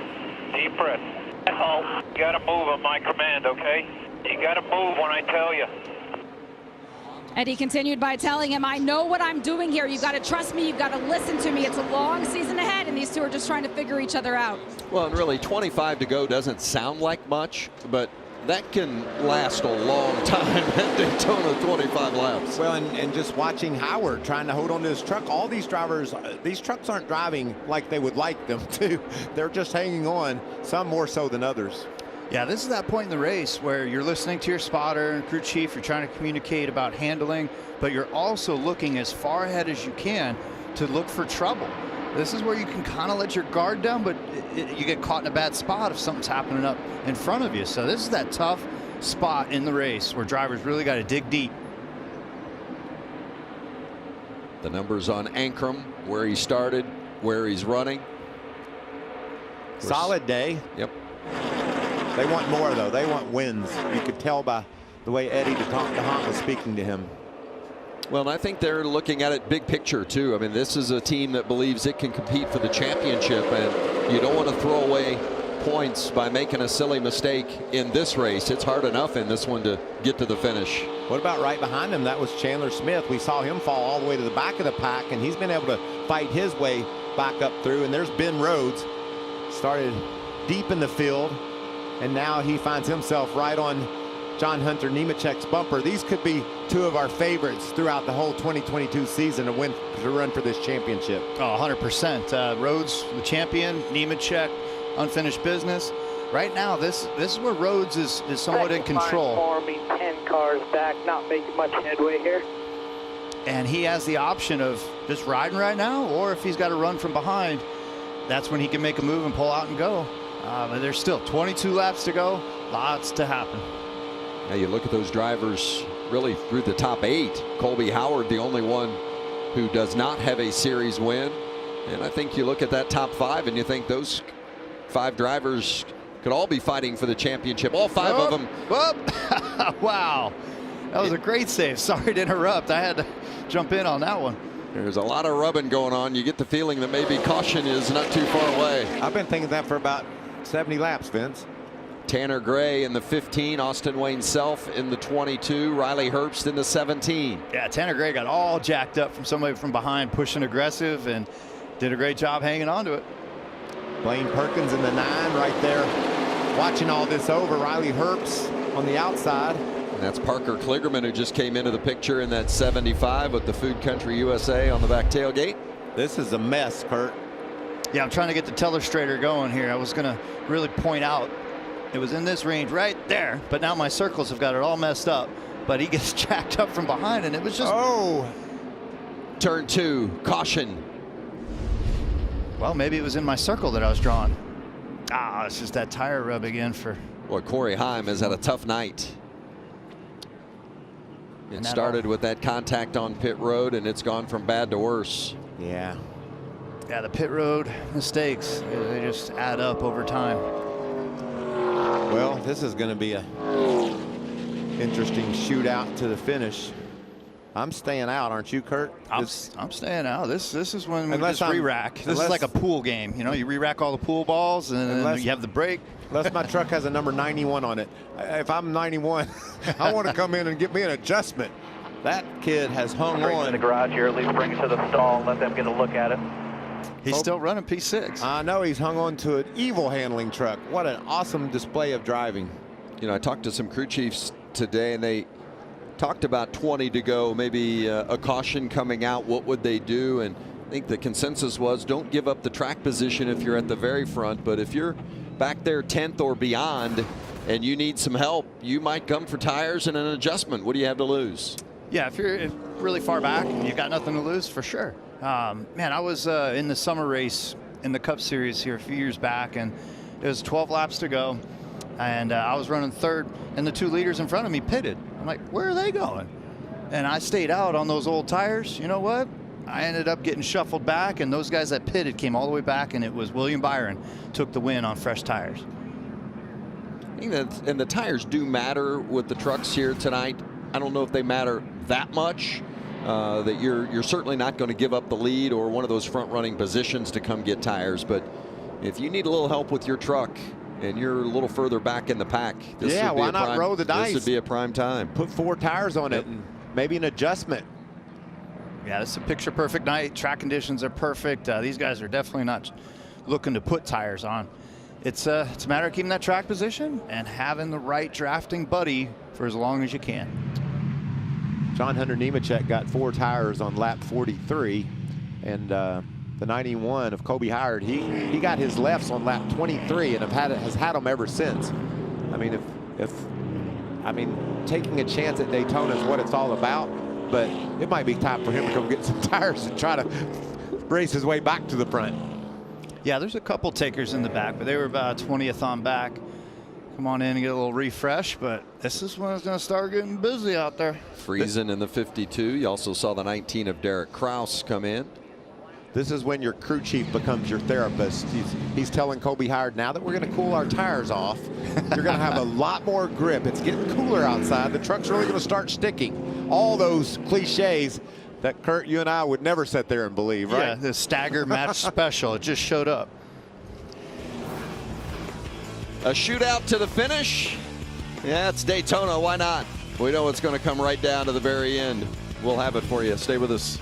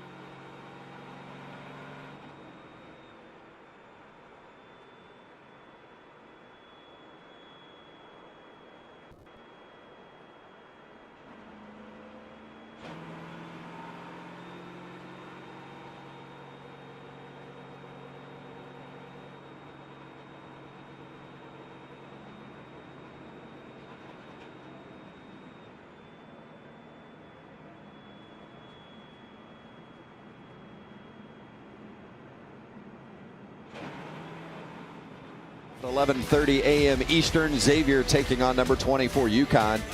It's a doubleheader because at 2:30 Eastern, you've got Iowa battling number 18 Ohio State in the Big Ten. That's tomorrow on Fox and streaming on the Fox Sports app. Getting down to the nitty-gritty here at Daytona, the season opener for the Camping World Truck Series. As you look at the Blue Emu race summary, 8 different leaders, 15 lead changes. We've got 30 of our 36 on the lead lap. You know what that number means? High percentage chance of carnage. There are 30 trucks still on the lead lap, so not trying to wish anything bad upon anybody, but that is a big number towards the end of this race. Especially when we've seen how loose these guys are getting. It's amazing to me someone hasn't had to get away, but they've done a great job hanging on to him. I wonder what's going on with the 18 truck. He's been all over the place too. Carnage has happened yet. You know what I mean? I think somebody's going to make a mistake here, and it's going to be big, so hopefully we're on the right side of it. What should we be banking on, that, or do we honestly should bail and see where we're at? Like, what's your thoughts? 18 to go don't sound like a lot, but it's still a long way, you know what I mean? And if they're getting crazy and crazier, you know what I mean, then make that decision. He's being a bit encouraged to drop back, and he's running in the 10th position, so it's going to be, that's a hard call to make. But I hear Chris Lambert, that team, the spotter, he sees all the mess we're watching, Kurt, and he doesn't know if maybe he's right in the heart of that storm. Sitting in the truck driving, you're like, oh man, I only got 17 to go. I got to make it happen. Sitting up here in the booth, like 17 laps is like an hour. Like, it could be. Bail out, buddy. Just go to the back. It's going to be fine. It is such a unique view sitting up here watching the races and calling the races with you guys, because in the vehicle, your heart's pounding, your brain is going 1,000 directions, and you're trying to overthink it sometimes. But let's go down to Jamie. She's going to give us some updates. One of the drivers we were keeping an eye on, hoping for big things, was Matt DiBenedetto. He's back in the 25th place. He's been hanging around there all night. He started this race 23rd, and he was hoping that under this caution, all of the leaders were going to come, splash for fuel. He would be able to stay out and move on up. That didn't happen, so the team adjusted. He made a stop on pit lane so he can run a little stronger here on these last 17 laps. But he knew the challenges coming into the Truck Series. One of the biggest ones that he's figuring out tonight is the raciness of the other 35 drivers that are out there. Another note that he told his team about is it's kind of hard to see our pit sign. We need to work on that for the next race. So they're ticking all of the boxes, moving through their program. It's going to be a long year. Yeah, we haven't seen anybody go from the back to the front quickly. No. I mean, we've seen them make up some ground, but... and remember, Vince, like Kurt circled, there's 30 trucks on the lead lap. If you go to the back now, you got a long way to go. Yeah, nobody's running the table tonight. John Hunter Nemechek and Ben Rhodes. And look at those fans. Great to see the fans back at the racetrack. And they are excited about what they have seen and the anticipation of what is yet to come. 16 laps left at Daytona. I like that move there by Ben Rhodes. I wonder if that was choreographed. He jumped down there quickly, knowing that those are 2 of the best trucks on the track. There we go. We got a little 3 wide action for the first time tonight. What about Austin Hill? Austin Hill jumping to the outside to make it 3 wide, and Zane Smith goes up to get him. That 7 truck, Austin Hill, had lost the draft at one point. Whoop. We got Fogelman off a little bit. He must have got pushed a little too aggressive, but these boys, it's on now. And girls, Haley's out there running strong. Remember, Austin Hill, he knows his way around Daytona. Won here in the truck in 2019. Got one with definite contact, a couple of them. Is that Jason That was White? Fogelman again. Man, those guys just had nowhere to go. They were trying to dodge Fogelman. Yep, Chris Wright in the 44. Fogelman drives the 30. Rich Lucius, the crew chief for Ben Rhodes, breathes a sigh of relief, huh? You think so, Vince? Here's Eric Phillips, John Hunter Nemechek. I couldn't tell if it was a sigh of relief or just a big knot in his stomach that he was trying to get. There's Fogelman and the damage. Lucius. Boy, these crew chiefs. And a heart rate monitor on them at this moment might be interesting. Oh yeah, and all the all the different decisions that they've gone through throughout the day. This is the spot where everybody's as nervous as they have been all day. But yeah, I think that all that triggered off of a right rear problem for Fogelman, and then these guys were just collateral damage running in the back with no place to go. Chris Wright, 44, driving for Nice Motorsports. Some pretty significant damage to that truck. There's Fogelman's 30 machine. Wow, didn't get the whole tire carcass off of there. But yeah, he is all the way back. Oh yeah, let me do the telestrator thing. Oh yeah, never mind. You guys see it. But yeah, he was definitely struggling with right rear, not having enough pressure in there. Oh, and just a mess after that. Jason White took some contact there as well. Not too bad. You know, it's a yellow. There's a little bit of damage, but not the big one. That's good news. You wouldn't suggest, would you, that we were going to go through this race without the big one? I would not suggest that. Yeah.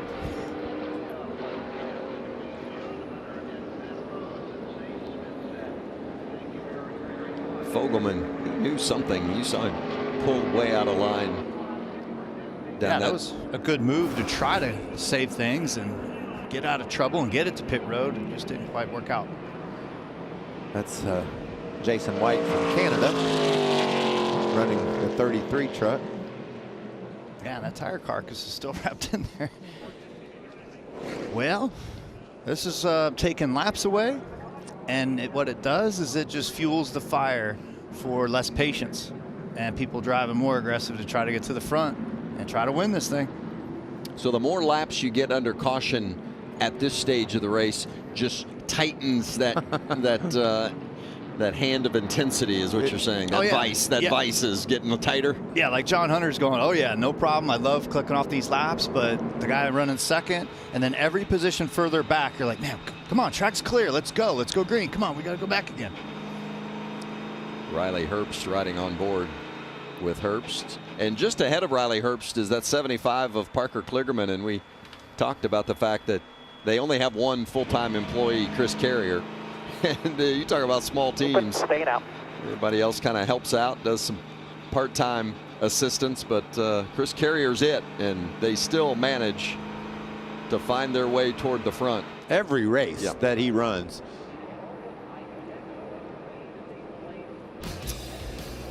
Getting close to the end. How's it going to shake out? We're about to find out from Daytona.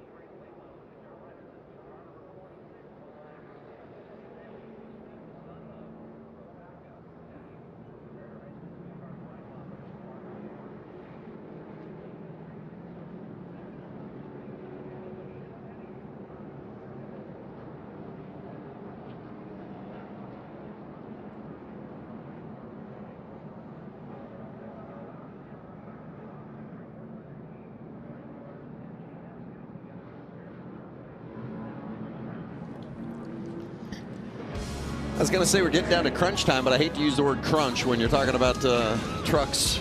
Oh, I see what you did making there. contact, because you just get the sense that it's about to happen. We've had a caution here because of contact between Chris Wright and Nate Fogelman,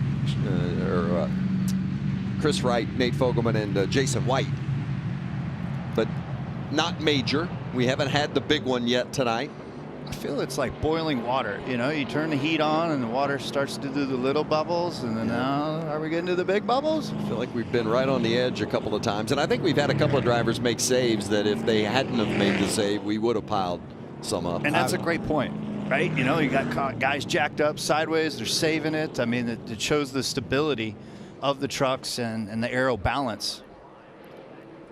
Got one to go, and the action is getting ready to heat up. Where do you want to be here, fellas? First. Yeah. Please, if I could pick.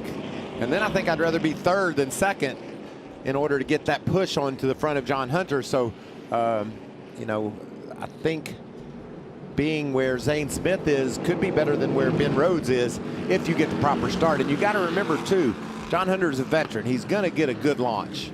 We know he will. And this could be a choreographed type of situation again, but here's the previous restart, and absolutely, this validates it. And he's communicating to the guy behind, but to me, oh, this isn't that restart I was thinking of. I thought the Toyotas worked together to get in line. But that's just John Hunter Nemechek going, hey, Zane Smith, I'm about ready to accelerate. Watch my hand, here we go. And John needs that. John Hunter needs that from Zane in order to keep the lead. If Zane doesn't do his job and Ben does his, the outcome could become much different. So are you testing relationships of buddy system, or are you testing relationships of manufacturers? I think it's whoever's behind you right now. You could be driving anything, and if you think it's going to give you the push you need to get the lead, you're going to help them do that. Yeah, I think the buddy relationships are over at this point. It's who wants that trophy and who's going to help you get it. As John Hunter Nemechek on the inside for this restart, Ben Rhodes on the outside. And when they come to the green, it will be 11 laps remaining. That yellow 38 is Zane Smith, runner-up in the championship each of his 2 years. Now he's got a new ride. Beautiful Love's pickup truck. Man, look at the quality of the top 10 runners right now. I mean, a ton of those guys could fit in the final 4, but there's only room for 4. Well, we had 6 in it this morning. Oh, yeah? You're just picking numbers and throwing 6 in the 4. We had 6 in the top 4. Pace truck will pull off, and Nemechek and Rhodes will bring us to green. 11 laps remaining when they cross the line. It's the season opener at Daytona. Playoff spot on the line to the winner. Up on your feet, people. This is what it's all about. There is a Daytona trophy. Last 10 laps to go. Next time by. Is he going to jump out there and make it 3 wide? Oh, nice block. Oh, the teammates are locked together. That's what I was saying. There's still time to work with your teammate for a little bit and try to position yourself better. And, man, John Hunter did not get a good restart with that Ford behind him. Here comes Parker Kligerman with a big push on the back of Grant Enfinger. Look at this. Yes, sir. Enfinger was my little silent pick that I had. You know, I got to go with 23, the MJ number. Yeah, I like that idea. And here comes Colby Howard. He's back up front. Oh, it's on now, boys. This is no more give and take. No more give. It's all take. Camping World, 10 to go. 10 laps remaining here at Daytona. This is where that outside lane always starts to confuse itself. It's like, man, I want to go 3 wide, and then they don't put enough energy in their own lane to help get caught up on that low lane. So that's, to me, the middle could open up, and that would be a surprise lane. Another tremendous save. Whew. Is that Blaine Perkins hanging on to his truck? Look at these guys. There's not an inch between any of them. Teammates 99 and 98, Rhodes and Eckes, with John Hunter Nemechek and Zane Smith right behind. Then on the outside, it's Enfinger and Parker Kligerman leading that outside lane. Yeah, if you're going to push, you got to try to be as lined up as straight as possible and go on the straightaway section. Right now, Kligerman, push. Man. Now that inside lane's got the run. There's more trucks down there. Rhodes looking back at Eckes. That's his teammate at Thorsport. Still all in line on the bottom. Top is falling apart. First 4 of you are clear. 5th is 2 by 2. That's good news.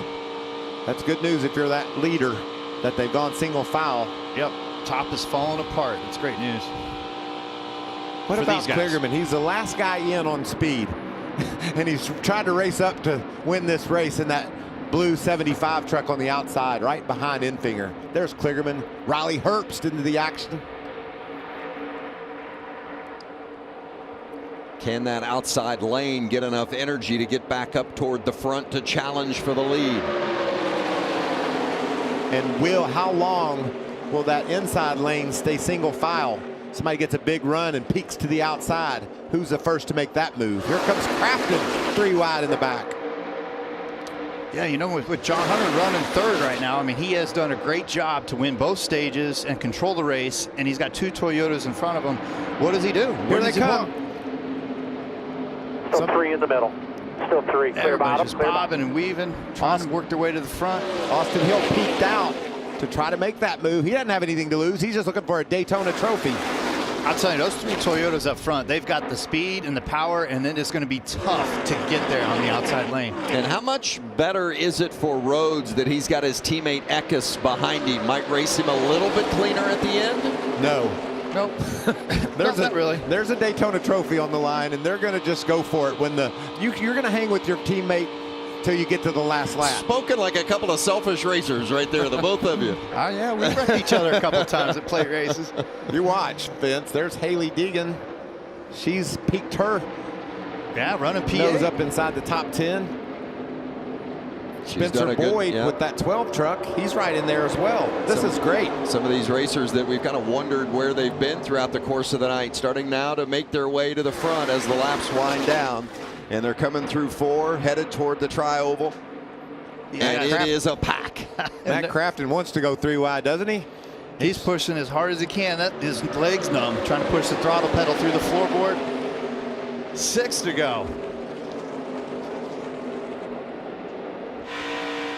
I mean, they're doing all they can, and it's like everybody's just glued in that same spot. On board with Riley Herbst. Look at him work that wheel. You got to be ready for those bumps when they come, so your hands are active. You're just anticipating what's coming from behind. Yeah, checking that rear view mirror. Keeping an eye on what's happening behind him. I mean, everybody up in the top 10 is a smart racer, and they want to get the best finish they can, but this is for a W. Get out there, get aggressive, go for it. Ben Rhodes continues to lead. Remember, Rhodes won this race last year and then backed it up the next week on the road course here. I mean, this is his place. Ooh, John Hunter pushed Rhodes up out of the way. Oh, and Rhodes is getting put in the middle. Woo. Oh, man, there's going to be some calls that have to be made here. Yeah, Nemechek went down below the double yellow line. And there's a no. Wow. Good save there as well. Holy smokes, that really jumbled everything up, and it's going to be interesting to see how the officiating is going to go. They're still green. Yeah, you can't improve your position. You cannot improve your position by going down below the double yellow line. And that 22 truck pokes it to the outside, making moves up there. Yeah, that's only going to kind of drag those 2 lanes back and let those guys that are hugging that double yellow go. But so far, no calls have been made. 3 wide. Look at that, 3 wide with Hailie Deegan on the inside, Chandler Smith in the middle, Austin Wayne Self on the outside. 4 rows back, 3 wide. Haley's going to get around the 7 of Hill. I mean, the bottom is the preferred lane, and right now you're seeing that with the middle lane and the outside lane dragging each other back, and so they're going to get formed up for another single file run, and that energy is all going to come from the backside pushing forward, and we'll see who jumps out. And NASCAR says everybody's good. Had to go below the double yellow line to avoid the contact. Ooh, there's a little bit more contact, and that's Austin Hill up into the wall. I think they're going to let it stay green. I'm glad. Hill's diving to pit road. It looks fairly sane right now. 3 laps remaining. But what's going to happen is somebody around 3rd or 4th is going to get a run and flare up to the outside. Yeah, John Hunter right now is dragging the brake a little bit, letting the 2 get out in front. That's a big part of the game, isn't it, Kurt? Getting on the brake, knowing how to form that gap so you get the push from behind. Yeah, it's like you're just trying to sort out when the run can come and the energy from the backside and just moving when you have everybody hooked up and ready to go. Christian Eckes, the leader. Look at him. His first career win last fall at Las Vegas. How about this jam up? 3 wide again. Yeah, this is lane change city back here. All what this does is it locks those guys in up front, and they don't have any challengers. Look how tight that is. I cannot believe these guys are making this work. 2 laps remaining. 2 to go. Can they run these 5 miles without piling them up? No. Eckes. Look at how far John Hunter let those 2 go. And then the energy is kind of stuck side by side, 5th on back. Eckes has 1 career win, Ankrum with 1 career win, and then you've got John Hunter Nemechek, who's won 11 times. And here comes Kligerman. Parker Kligerman in that 75, trying to work the outside lane. Oh no, there's a John 7 Hunter truck. moved up. They're going to be 3 wide off 4 with that lap truck up high. This is coming to the white flag. We've got trucks everywhere. Eckes continuing to lead. Ankrum taking a look outside. Eckes comes up the block. The white flag is out, and now the yellow. Is that going to be the race because the white came out? Yes, I think it's a race. I believe that Zane Smith is going to be the winner. The white flag did come out. He waved, the flagman waved the white with his right hand, and then the yellow came out immediately thereafter with the left hand. And Zane Smith was the 4th place truck as they were exiting turn 4. So we're hearing they did not take the white. I mean, that's good news, bad news, but man, that was an incredible sequence of who was blocking who was changing lanes, who wanted to take that. I mean, there's going to be so much to talk about in this replay. I don't know if that was my fault, but the caution is triggered from race control, and there is, of course, is a set amount of time before the lights can come on. The flagman gets the word to wave the yellow flag. So the caution was triggered prior to the white flag coming out, is the determination from NASCAR's race control. So we'll re-rack them and have overtime. The white flag was in the air, but the button that was pushed that indicates we're under caution happened before the competitors got to the start finish line, and that's why they made that call. There's Tyler Ankrum. I mean, technically the spins and the tire marks on track were before the start finish line. Matt Crafton, the damage to the 88, going to go another year without winning here at Daytona. He's never won here. Grant Enfinger, another guy we felt like had a real chance at winning this race. Now this is going to be interesting, Kurt, to see who all's left and if we can figure out who can be the upset winner. If someone can get around Zane Smith and Christian Eckes, the guys that are up front. You know what's even crazier about this, though? If this is reset, now you have 2 laps. They were just going to have 1 lap to go, 2.5 miles. Now there's going to be 5 miles of racing still left. Tough break for a bunch of good quality trucks. Haley Deegan was running inside the top 10. There's Derek Kraus, who had a solid night tonight. And if they go to red flag conditions, which they stopped him down in the turn 4 area, the tri-oval. There was a bulletin this offseason about red flag conditions. You are not supposed to be moving anywhere. You got to just stop. So they're not going to like some of the guys still driving. There's Enfinger making his way to the ambulance for the mandatory ride to the health center. The Advent Health Care Center, where drivers must go after any bit of contact. As you see Blaine Perkins in that 9 truck, heavy damage there. Do we have any footage of Kyle's t-shirt earlier, my little brother's shirt? You know, this most expensive day. Yeah, this is the reason for it. Well, we went from about 30 trucks on the lead lap to probably about half that many when they go back racing, Vince. You know, and some people, if they can just get some of that damage fixed up and get air in the tires, you can still scrape up a decent finish with that many trucks damaged. So there's the 98 of Christian Eckes, who was leading coming to the white flag. And Tyler Ankrum tried to make a move to the outside, and Eckes trying to put the block on. There's that Eckes leading, and I watch Ankrum get to the outside, and Eckes moves up, and just a little bit of contact right there. And that was John Hunter Nemechek trying to make a move, and he was pushing him and got him sideways, and then the Kligerman ended up flinging the 4 truck. And after that, you're along for the ride. Yes, you are. Just fate will sometimes spin you through it without damage, but not a lot a driver can do when they pile up like that. This is just a big block. Keep an eye on the 4 truck and the momentum that him and Kligerman have. And it's hard to extinguish it. And it's like, boom, there you get hit again. And then Kligerman ends up hitting the 4 truck. Boy, and the 38 of Zane Smith just slipped right through there. Sure did. But the Caution had been triggered in race control prior to that move, and that means we're going to go overtime as the white flag is determined to have not waved prior to the yellow being triggered. You see the white flag waving there, but that didn't count. Well, it was waving, but I believe that they never got to the line, and then NASCAR hit the button for the yellow lights to come on. And that's official. The flag man is for show. He's just throwing that white flag so the fans can see it's on. Yep. And the trucks all have transponders, and none of them got to the line before the yellow button was triggered.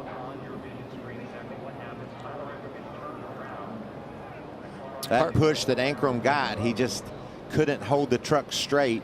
He got a little sideways, and that started it. Well, some good trucks taking some heavy damage there. The 18 of Chandler Smith. Yeah, I was hopeful for an onboard. So this is with Riley. Let's just ride along. Right here at the line. Still there. Wreck it, back it down. Big wreck, back it down. One behind you. Go low. Inside. All right, straighten it up. Stay left if you can. I know we got a lot of hits going. Yeah, not many options there. Still rolling. Now we're on board the 99. Yep. 98 back in front of you, coming to 2 to go. You turn 8. You're all clear. You ever had that view, Mikey, where you just clear a wreck and you look in the mirror and you're like, holy smokes, like I am the luckiest person on earth right now. And some guys aren't so lucky. A lot of cleanup down the front stretch. Aha, so this is the official NASCAR replay. And that's when the button was triggered. Yellow out. Yep, right above the O in Daytona. Yeah, that's a great shot. Right, there it is. Yep. Ding. Great shot by our Fox I'm NASCAR getting good team. with the telestrator, aren't I? Yeah, I know you're down to circle it. You want to? I nailed it. That was the official call, even though it looked like the white flag had been taken.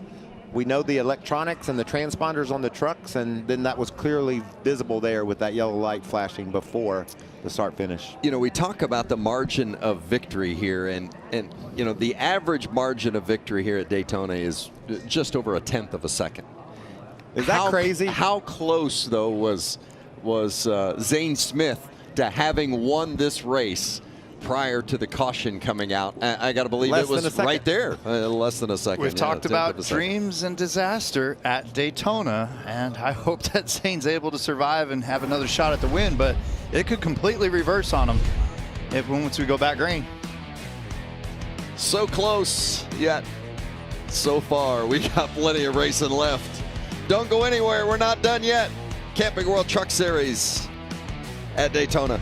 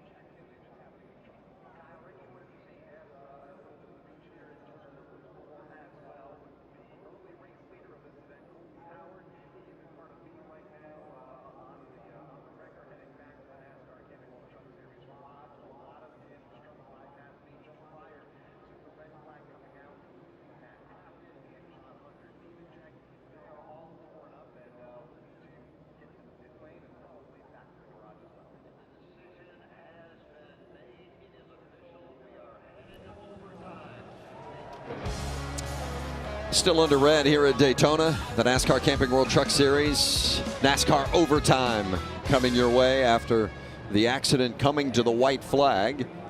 And it was so close to being complete, and the chaos began. And one of those involved was Tyler Ankrum. He's with Josh Sims. Checked and released from the infield care center. Tyler, what did you see there? I mean, I didn't really see it right there, but just felt like I got a really good push from the 4, and I don't know if it was the 99 or the 98 in front of me, but I was going to take him 3 wide to the top. Really good push right there. 2 is outside, and then it was right there. I just got really loose, and I mean, it's so hard. We're all pushing so hard. I mean, it was come to 1 to go, so it sucks. But you know, our Iona Toyota Tundra TRD Pro was really quick tonight, so I'm really happy with that, and happy to be with a new team, Toyota. I'm ready to go pound the ground for the rest of the season. Glad you're okay, Tyler. A lot of damage, and the cleanup continues. You see the damage on John Hunter Nemechek's machine, and cleanup continuing. A lot of oil dry put down on track, and while they continue to get the track ready for this overtime, we'll go back to our studio in Charlotte and join Caitlin Vincey. Caitlin? Thank you, Vince. I'm here with Trevor Bain, Todd Bodine once again. Okay, eventful, and we thought it maybe would go green. Of course, we were wrong. Let's walk through what we saw just happening, because this is quite an interesting incident, and it's changed the complexion of this race entirely. So I want you guys to walk me through it. What do you see here? What's happening? We were this close to being done, but a big run from John Hunter Nemechek pushes Tyler Ankrum up. He commits to the top, but maybe not enough, and when he goes to move more, he just gets loose and gets into the right rear there. What do you think, Todd? Absolutely, that's how I saw it. And I don't think that he expected that big a push from John Hunter. You can see how much faster. He's probably 5-6 mile an hour faster than he was.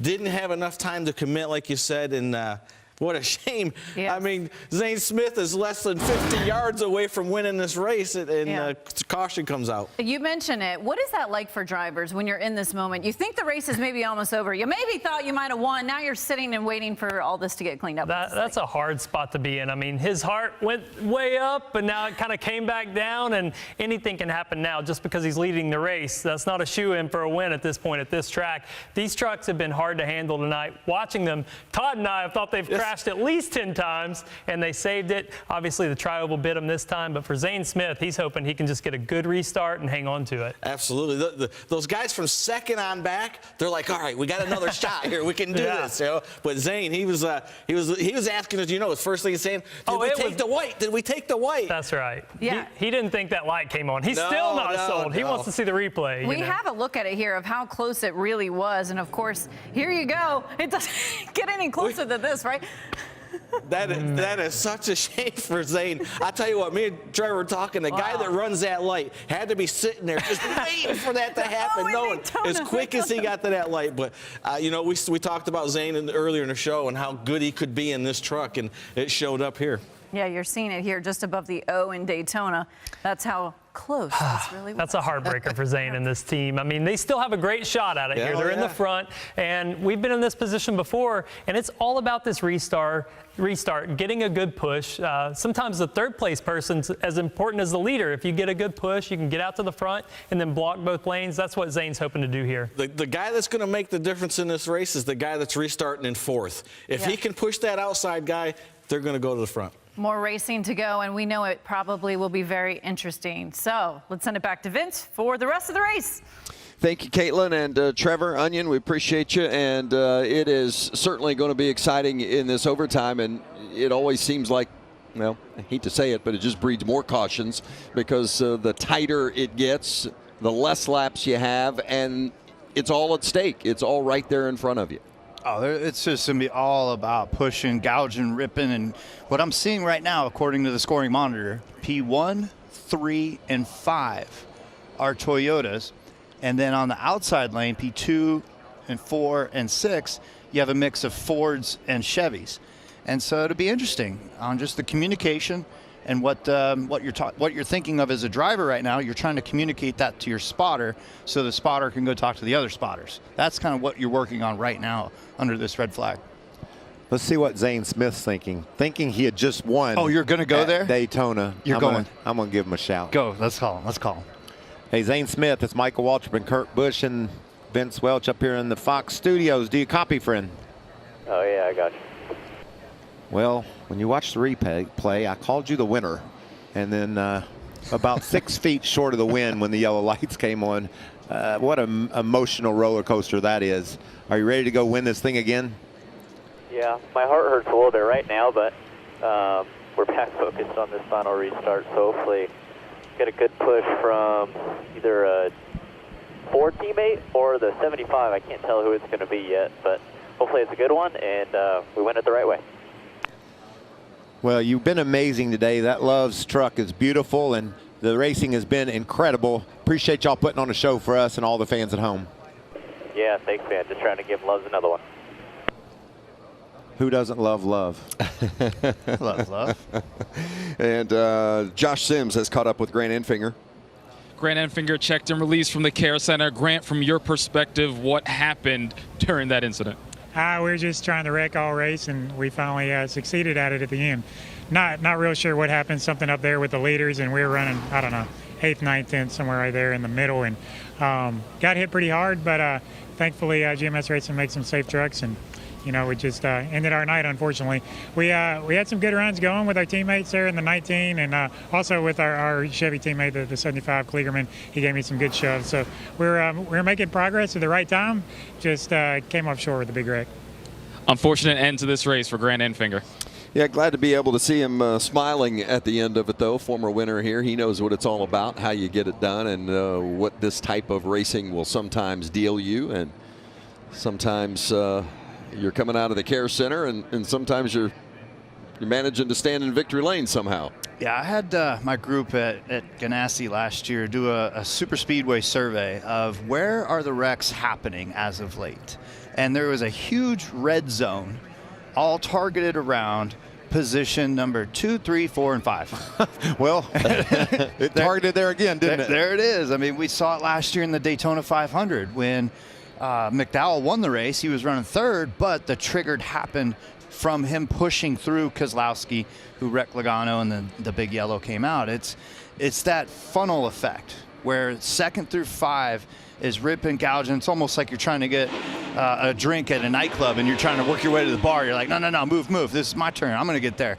It's a mess. That's what plate racing is when it gets down to less than 3 to go. Well, the good news is we've gone from red to yellow, and the trucks have refired, and we're going to go back racing soon. NASCAR overtime in the season opener at Daytona. Who's going to win it?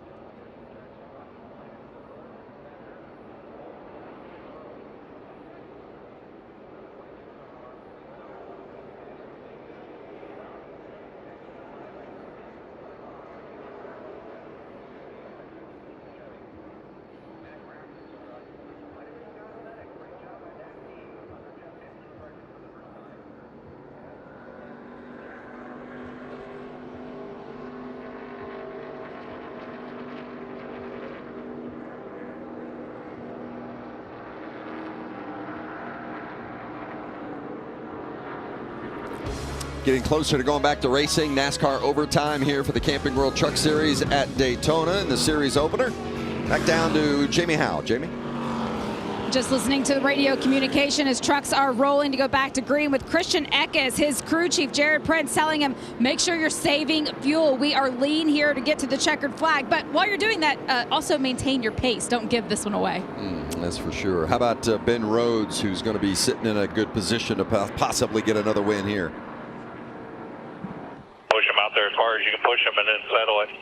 At least we got the best restarter in the business here. I'm going to do my best here. I start to feel like that old dog who snaps at the puppies that aren't disciplined enough to control their emotions. That's a little deep for me. Something like that. Okay, go after That sounds it, man. like something he'd have said at his post-race press conference in Arizona. Go after it, bud. Heck yeah. Maybe one of the best press conferences ever held, by the way, when he won the championship and had a couple beers. He was a little sideways. He was on it. Just straight on the track, just a little sideways after. He was more than a little sideways. He started our practice show yesterday by saying that he didn't know yet if he had a fat truck or a skinny truck. And as soon as he got out and drafted, he would understand which one he had. I should call him up and ask him, is that thing fat or is it skinny? What did you figure it out? He must be hanging out with my dad a lot. My dad comes up with some crazy analogies. Here's the NASCAR overtime rules. It is a 2-lap shootout. They'll take the green flag, and if the leader comes back and gets the white flag, the next flag, whether it's the caution or the checkers, will determine the race. If it goes caution before the white comes out, we'll load them up and do it again. And all this is under review for transponders and yellow buttons. All good, though. All good. We're going to reset, and we got a green-white checker. We knew we weren't done just yet.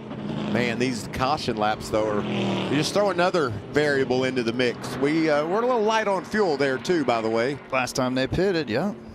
Top 5 all last pitted on lap 65. Well, and it's not like you're going around a half mile here. I mean, it's 2.5 miles around. If you're lean on fuel, that's going to be even more challenging. As you see the 7 of Austin Hill, former winner here, skinned up on the right side. You get a little pull of the right front on the 52 of Friesen as well. You know, we talked to Rhodes, having some fun with him. He saved us some fuel there. See if we can get a word. Ben Rhodes, it's Michael Waltrip and the boys in the Fox booth. Can you talk to us? Other channel, Michael. I appreciate that. Hey, Ben. Michael and the boys in the Fox booth. Can we chat with you? Yeah, Michael, how's it going? It's going great. It sure is fun watching you do your thing out there. You've had that thing from the back to the front, and you're contending for another win at Daytona. What are your chances? How do you feel? What's this going to look like to us? Yeah, we seem to be in this position. Luckily, every year where we're up front and contending for a win, but you know, the unfortunate thing is with 2 laps to go, anything can happen. I mean, that also means a win for our Extreme Hair Club, Extreme Hair Series, Toyota Tundra. But, you know, at the end of the day, there's a lot of people really hungry for this, and we could also get caught up in wrecks. So just got to play it smart and take the runs where they come. Well, you're great at this stuff. Could you just real quickly tell me what's the difference between a snapping puppy and the old dog? Which one are you? I couldn't follow along that good.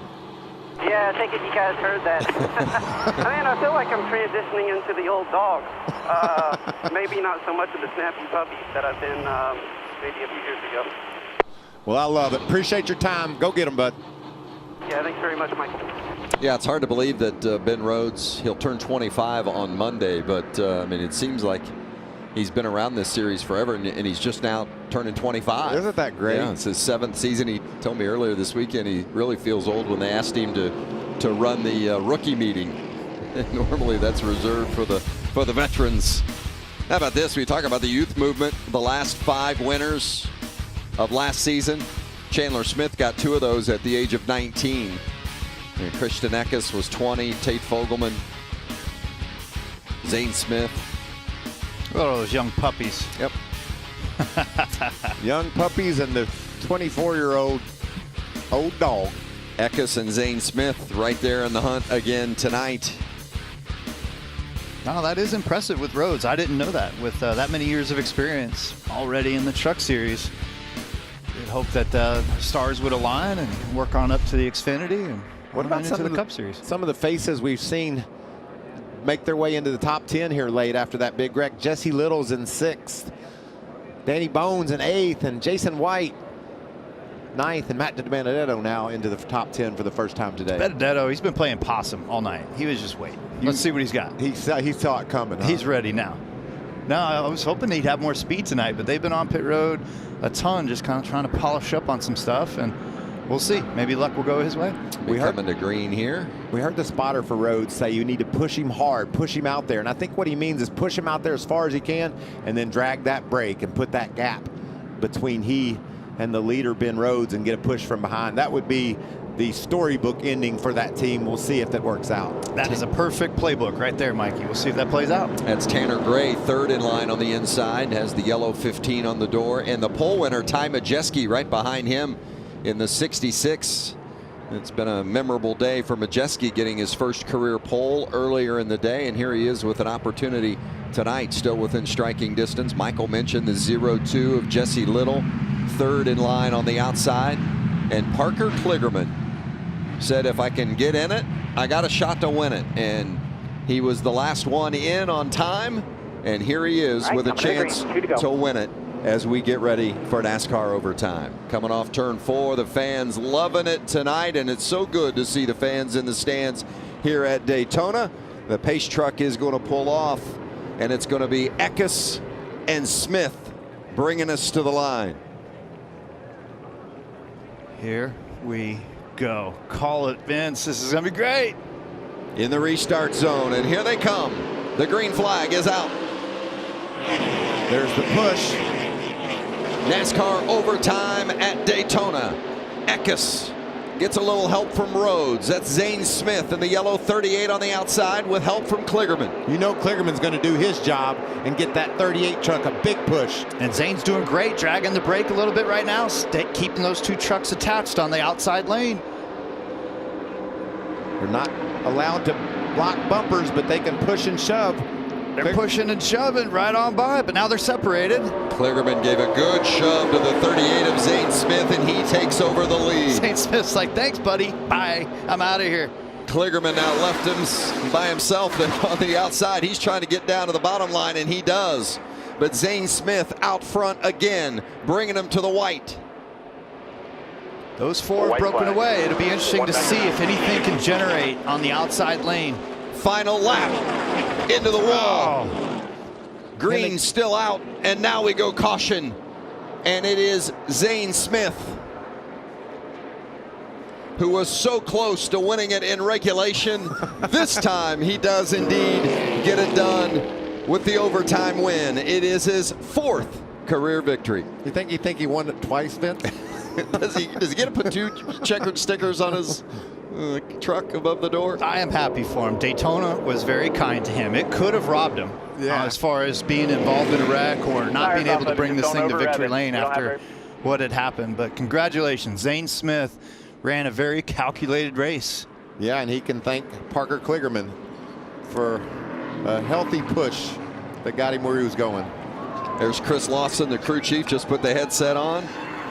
He'll be so pleased that his driver has won in their first race together. I tell you, Zane's going to be on a mission this year. I'm happy that he found a ride over there, and it's been 2nd in the championship the last 2 years. He's got a lot of good things going for him. And we're a long way from the playoffs, but this win tonight secures him a spot in the playoffs. He's there. But you're right, Kurt. This kid has just fought and clawed for his opportunities. And when he gets a chance, he takes advantage of it. And this is a great win for that Loves team. All the way through. I mean, the way that you just can never give up, and you got to keep digging. There's so many emotions in motorsport. It can happen after a bad practice or something, or a run of 3 months of not having good finishes. But this is where the wreck ended up unfolding back with this group. Oh, Jason White slides up and gets... Again, the 44 of Chris Wright. I mean, White and Wright have gotten together a couple of times tonight.